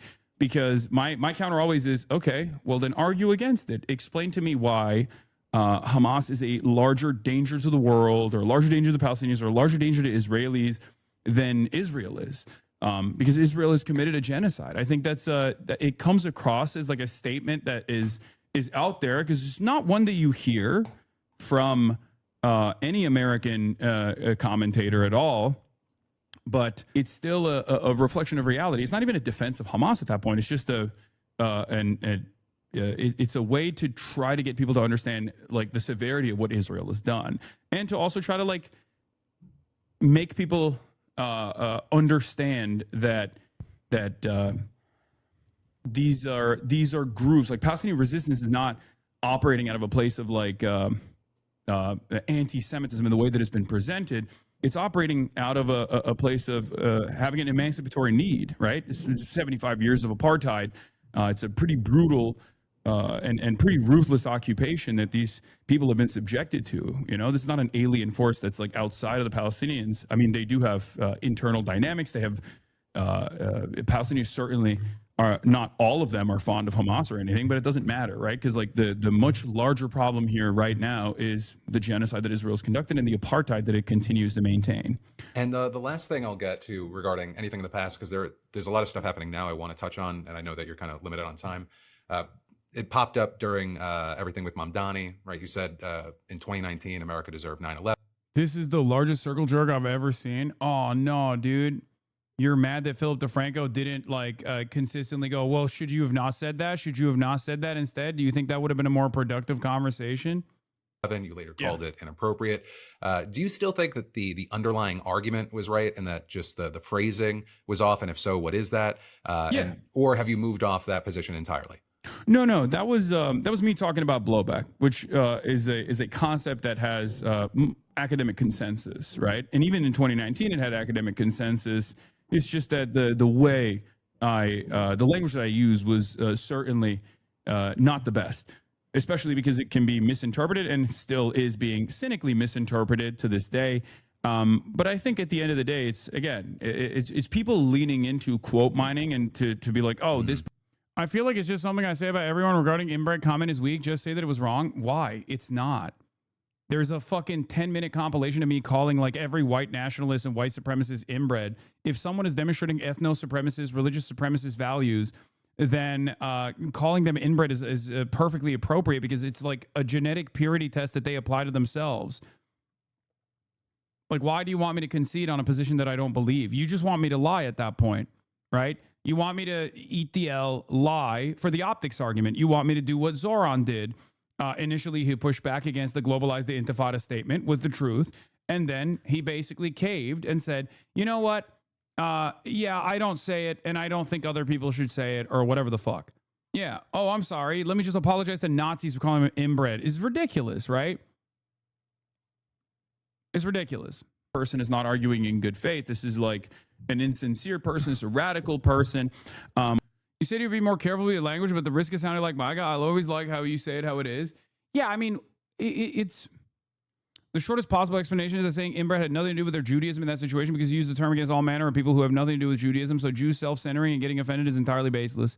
Yeah, that's a good way to put it. Yeah, it's much faster. One thing I have noticed is that, as you probably also know, I collaborate with politicians quite frequently. Bernie Sanders, AOC, Rashida Tlaib, Ilhan Omar. I have had Tom Steyer on the stream. Like I collaborate with politicians, especially in the primary season, but also in the off season as well. Greg Kazar, someone who I was a big advocate to win the Congressional Progressive Caucus leadership role, right? Like I understand the internal dynamics of the party. I talk to politicians all the time. I talk to analysts all the time. And yet this issue only gets brought up when I'm campaigning or when I'm when I'm working alongside Muslim candidates. Like the major blow-ups have only happened twice. First with Zoran Mamdani, where Andrew Cuomo was trying to associate me with like Islamic radical terrorism and then tie him back to that as well. And now they're doing the exact same thing to Abdul al-Sayed. So I think it's in some ways a not so subtle, but certainly more subtle than like Randy Fine way of terror jacketing a candidate. Like to say like this candidate is platforming a person who black YouTuber is calling you out. What? Let me guess. Reheating my old nachos. Hasan Piker doesn't like black people. Thank you, chatter. Here, take a week off. And also, we will not be watching this video. I love that anytime I'm in the fucking news, every single YouTuber, TikToker goes back into this like long standing drama focused manufactured outrage lines. Everyone has their own lane, you know? Everyone has their own lane, but they all collectively press the fuck Hassan button. Okay? Go ahead, you know? I'm still here. Keep chirping, keep yelling, okay? Keep yelling about how I'm engaging in, I've demonstrated anti-blackness, okay? Keep chirping about how I'm a dangerous misogynist, anti-black, all this. The latest one that I think is really funny is they're saying that I'm like anti-Asian, you know? It's always the same nonsense. It's things that I've addressed a million times over, things that I've even apologized for at in some instances. Why the fuck do you bring that over here? Seriously. He's just setting you up for a W. We watched it earlier on Sean's stream. The same woman then turned around and scolded a chatter for asking her to talk about Uganda. Yeah, I'm not going to watch that. I don't think there's any reason to give it any attention whatsoever. Anyway. These people do not care. They're not being sincere. Okay? How do you handle the pressure? I should put my head down and keep fucking pumping. Okay? Who might be a dangerous radical, right? But it's ridiculous, especially because the issue that they're doing it on is Israel. And this ties back to the boomer mentality that I was mentioning earlier, because Israel's a 90-10 issue, especially in the Democratic Party's voter base, right? So they are weirdly aligning themselves on the opposite side of an issue that's a 90-10 issue. They're siding with the 10%. And I guess the point I'm trying to make is like, no matter how much quote mining they can engage in, or no matter how much they try to say like, oh, I'm a radical person, I think most people, especially after the last 2.5 years, kind of understand that this happens to anyone who puts themselves out there and says, you know, free Palestine, says they're on board with Palestinian emancipation, that Palestinians deserve statehood, dignity, sovereignty. There's always a barrage of hatred, down to the likes of Miss Rachel, who is an immensely kind person, like an impossibly kind person, who just simply says things like, I don't think children deserve to die, right? So it's ironically another thing that I talk about quite a bit as far as like the dilution of the term anti-Semitism, which is a severe crisis regardless. But this kind of dangerous conflation, this false conflation between Zionism and Judaism, paired up with like these barrage of attacks against people who are advocating for Palestinian emancipation and consistently calling them anti-Semites, pairing people like myself up with morally repugnant worldviews like Nick Fuentes. I think that is a spectacular failure in terms of combating anti-Semitism. I think it actually leans into anti-Semitism. It makes people no longer take anti-Semitism allegations seriously. And it also legitimizes the likes of Nick Fuentes rather than delegitimizes someone like myself. So I was going to ask you, right? Because embarrassing to say, but for years I heard vague stuff about you being a misogynist, so I kind of avoided, eventually pulled up to the stream because I was bored and curious, and now I watch you relatively frequently. If anything, I think this panic stuff backfires overall. The panic stuff wouldn't actually backfire if there was truth to it. The only reason why it backfires is because for every 10 people that say, ooh, I'm going to avoid this guy, I'm not actually going to listen to him, there's at least like 2 to 3 people that are new that go, you know what, I'm going to check this out for myself. And when they come in here, they realize that that was a lie, right? That's it. You can either try to find the quote that people are presenting and go 10 seconds 10 seconds after the quote or 10 seconds before the quote to figure out what the context actually is. Or if you don't want to do that, you can just like tune into the broadcast. And you very quickly realize that I stand for certain values unconditionally in an uncompromising manner. Am I vulgar? Absolutely. Is this not the best presentation that you might be used to? Certainly, right? I do have a bro-y style, and I do engage in vulgarities with regular frequency, right? That's true. I do that. That's me. I'm not going to change that. I can't change that. I think that would be insincere. I don't even know if I have the capacity to change that because I'm live for 8 hours a day. Okay? In my opinion, when you take the this is bullshit angle, is much stronger than the apologetic explanation angle. Anyway, let's continue. Larry McMorrow, she compared you to Nick Fuentes in that you are someone who says offensive things to generate clicks and attention. That's a paraphrase of what she said. What's your reaction to being compared to a white nationalist by a Democrat? And do you think that comparison? I saw someone share a clip on that bullshit anti-black smear that Chowder tried linking earlier, but they did that thing where they accidentally included too much context and it made your point cogent. Yeah. Is being made in good faith, or what do you make of it? No, I don't think that comparison is being made in good faith. I will, to be as charitable as possible, I don't think Mallory McMurrow knows who I am. I think she just got talking points and thinks that this is like a viable way to draw a line in the sand between herself and Abdul El-Sayed, because they're both in like the anti-Zionist lane. They're competing for votes in the anti-Zionist lane where the votes are, but then all the donations are on the pro-Israel lane, right? And Stevens is actually the pro-Israel candidate. She's the AIPAC candidate in this race. So it's very clear, you know, her position is already established, right? Everybody understands it. But I think this was McMorrow looking at the three-way race that's taking place. That's within a margin of error, and deciding maybe I can be the viable, Israel curious candidate here and try to moderate and maybe get AIPAC off my back. Which, we'll see if it even happens, because these are the types of things we have to pay attention to now. It's really strange. It's not even about policies necessarily. It's more so about like what kind of subsidiary corporations is AIPAC going to set up that will not have the word Israel in it at all, and how they're going to launch unlimited amounts of money. Because sometimes they are going to boost McMorrow, and sometimes they might even boost Abdul El-Sayed. I was in the Tulsi Jimmy Dore Nico House crowd, and the argument was if you were a true leftist, you wouldn't have algorithm traction. The gaslighting worked on me until I started seeing anti-vax stuff and felt off. Years later, Twitch recommended Denims, and she undid their propaganda about true progressivism for me and gave me a positive view of you. Then October 7 happened, and I gave you a shot. That's so funny. I love how, because I have haters in every part of the political spectrum, even those who consider themselves to be the true leftists, even though they keep leaning into MAGA shit over and over again, like the Jimmy Dore crowd. Okay. There is some lane for everyone. If you're looking for outside of the box thinkers or whatever, and you fall down the Jimmy Dore Nico House pipeline and you don't realize that they're just like straight up serving you MAGA propaganda over and over again, you're like, oh yeah, that does make sense. He must be too palatable. Meanwhile, if you look at the real world, if you look at like the actual, politicians and mainstream news, and even on the internet, everyone's calling me a fucking terrorist over and over again. It's so ridiculous. I first heard of you on a gaming website where the author referred to you as her daddy, so I didn't bother watching you. Then through the Palestine conflict, I started seeing clips, and now I tune in regular. I found your takes well thought out. Much respect. Hell yeah. A little bit.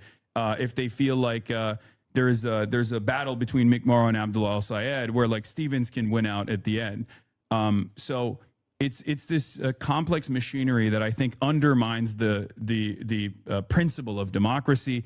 But we'll be paying close attention to it. Do you think that might be connected? I mean, you have AOC, Ro Khanna, other prominent progressives, right, appearing on your show, people like Bernie Sanders, backing candidates on the campaign alongside you. But when many of them are pressed on specific comments, whether it be about Jews and Israel, most of them won't address those comments directly. Like, do you think that the elected officials who associate with you publicly but won't defend specific things you've said, like, does that stand out to you? Do you think that's just playing the game? What's your take there? I think I should never be the conversation. So I think it's totally appropriate for these politicians to be like, guys, there's going to be things that we disagree with. And there are things that we disagree with, not on the issue of quote unquote Jews, obviously, but like there are going to be differences in opinions. It's healthy, it's normal, it's understandable, right? So I think they're just covering their bases by being like, it doesn't matter if we have disagreements, I'm gonna talk to this person. I think they're just trying to signal it in a way that is like the most appealing to the broadest base. I don't expect politicians to just like run around and defend every clip out of context. They're not my fans, right? These are people that I work with. These are people that I want to fight for an agenda, and they are fighting for an agenda, so I support them. And if they stop fighting for an agenda, I will stop supporting them. But at the end of the day, this is an insincere conversation. So I do appreciate any kind of defense, because I understand, or at least they understand, that this battle is for who gets to retain control over the party, right? And I think they are just using me as an entry point. So when they're yelling at me and they're saying I'm radical, they're actually yelling at the base, because I do have a lot of fans, but I also am a megaphone for a lot of people who don't even know who I am, right? Like, these are people that I meet on the streets when I go to these protests. These are people that are totally outside of my demographics that are also expressing the same anger and discontent towards the Democratic Party's ineptitude, its feckless nature, against the growth of fascism in this country. So they've arrived at my position without hearing my commentary at all. So I'm not this like singular being that is... People have no basic reasoning skills. Is annoying. I knew Hasan was cool before I started listening to him recently because I already listened to podcasts hated by the same people who hate Hasan, like Chapo. I'd heard... Wait, Chapo doesn't hate me? What are you talking about? Are you saying that me and Chapo share haters? I'd heard him guest on other podcasts, but I only started regularly listening to Hasanabi stream at the beginning of the Epstein Fury. Glad to be here. Hypnotizing the base of support into demanding more radical things. I'm just a megaphone. I'm just one person, right? So for them to highlight me like this, I think boost my profile. It's rather flattering. It's definitely annoying that I have to like deal with all these, clips out of context, or just, I hate being misunderstood. I don't think anybody likes being misunderstood professionally. But at the end of the day, I think a lot of politicians also recognize that this is more so an ideological battle that's taking place in the Democratic Party. Are we going to have a left flank Democratic Party that represents the interests of the working class, or are we going to have a Democratic Party that continues along with this aesthetic posture against Trump, if at that places the interests of corporations over the interests of the people? And I think that's the real battle here. It's not me. Well, on the note of your fans, and this will be the last question for you, there are millions of young people who watch you. They align with your politics. They feel deep, like completely locked out of the Democratic Party. If Democrats decide that you're radioactive, they cut ties, they keep pushing you, what do you think happens to those voters? Where do they go? What do they do? I think we just go back to square one, right? I mean, that was like how it was in 2016. I don't care if politicians in general are just like, oh, I don't want to be along. I don't want to appear alongside this person. My commentary is not going to change, right? Like, this is not about my own personal feelings. Will it signal to me in some ways that like they are running scared, which I do think is a big problem with even some of our best candidates so far. Sometimes I think they are too conciliatory, too conceding to these groups that apply a tremendous amount of pressure by way of both the media and through direct phone conversations that they have with candidates. Absolutely. But at the end of the day, beyond that, it says nothing to me. I always repeat to my audience as well. I will have disagreements with even someone like Zoran, who I admire, who I love, who, I talk to with regular frequency, but there's going to be disagreements there. Right. But at the end of the day, it's just all about putting the policy in the bag, little bro. Just put the policy in the bag. I don't care. We don't have to be friends. It's great. He's a wonderful guy. But we don't have to be friends. As long as you are fighting for the working class, I'll be there. I'll defend you when you are doing defensible things. And if you're doing indefensible things, I'll criticize you. Hasan, thank you for the time, man.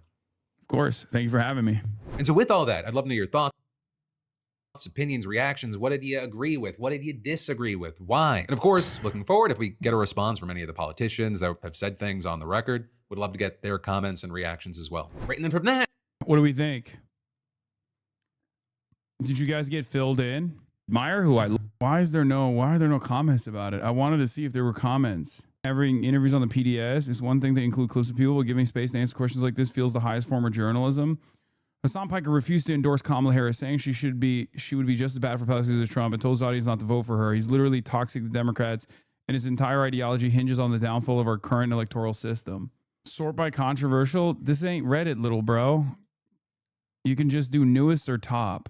Hasan has issued his commentary, but ultimately is incredibly self-serving in everything he does. He definitely has a worthwhile platform that could be helpful to Democrats, but he has many other questionable comments and terrorist glazing to answer, or at least acknowledge.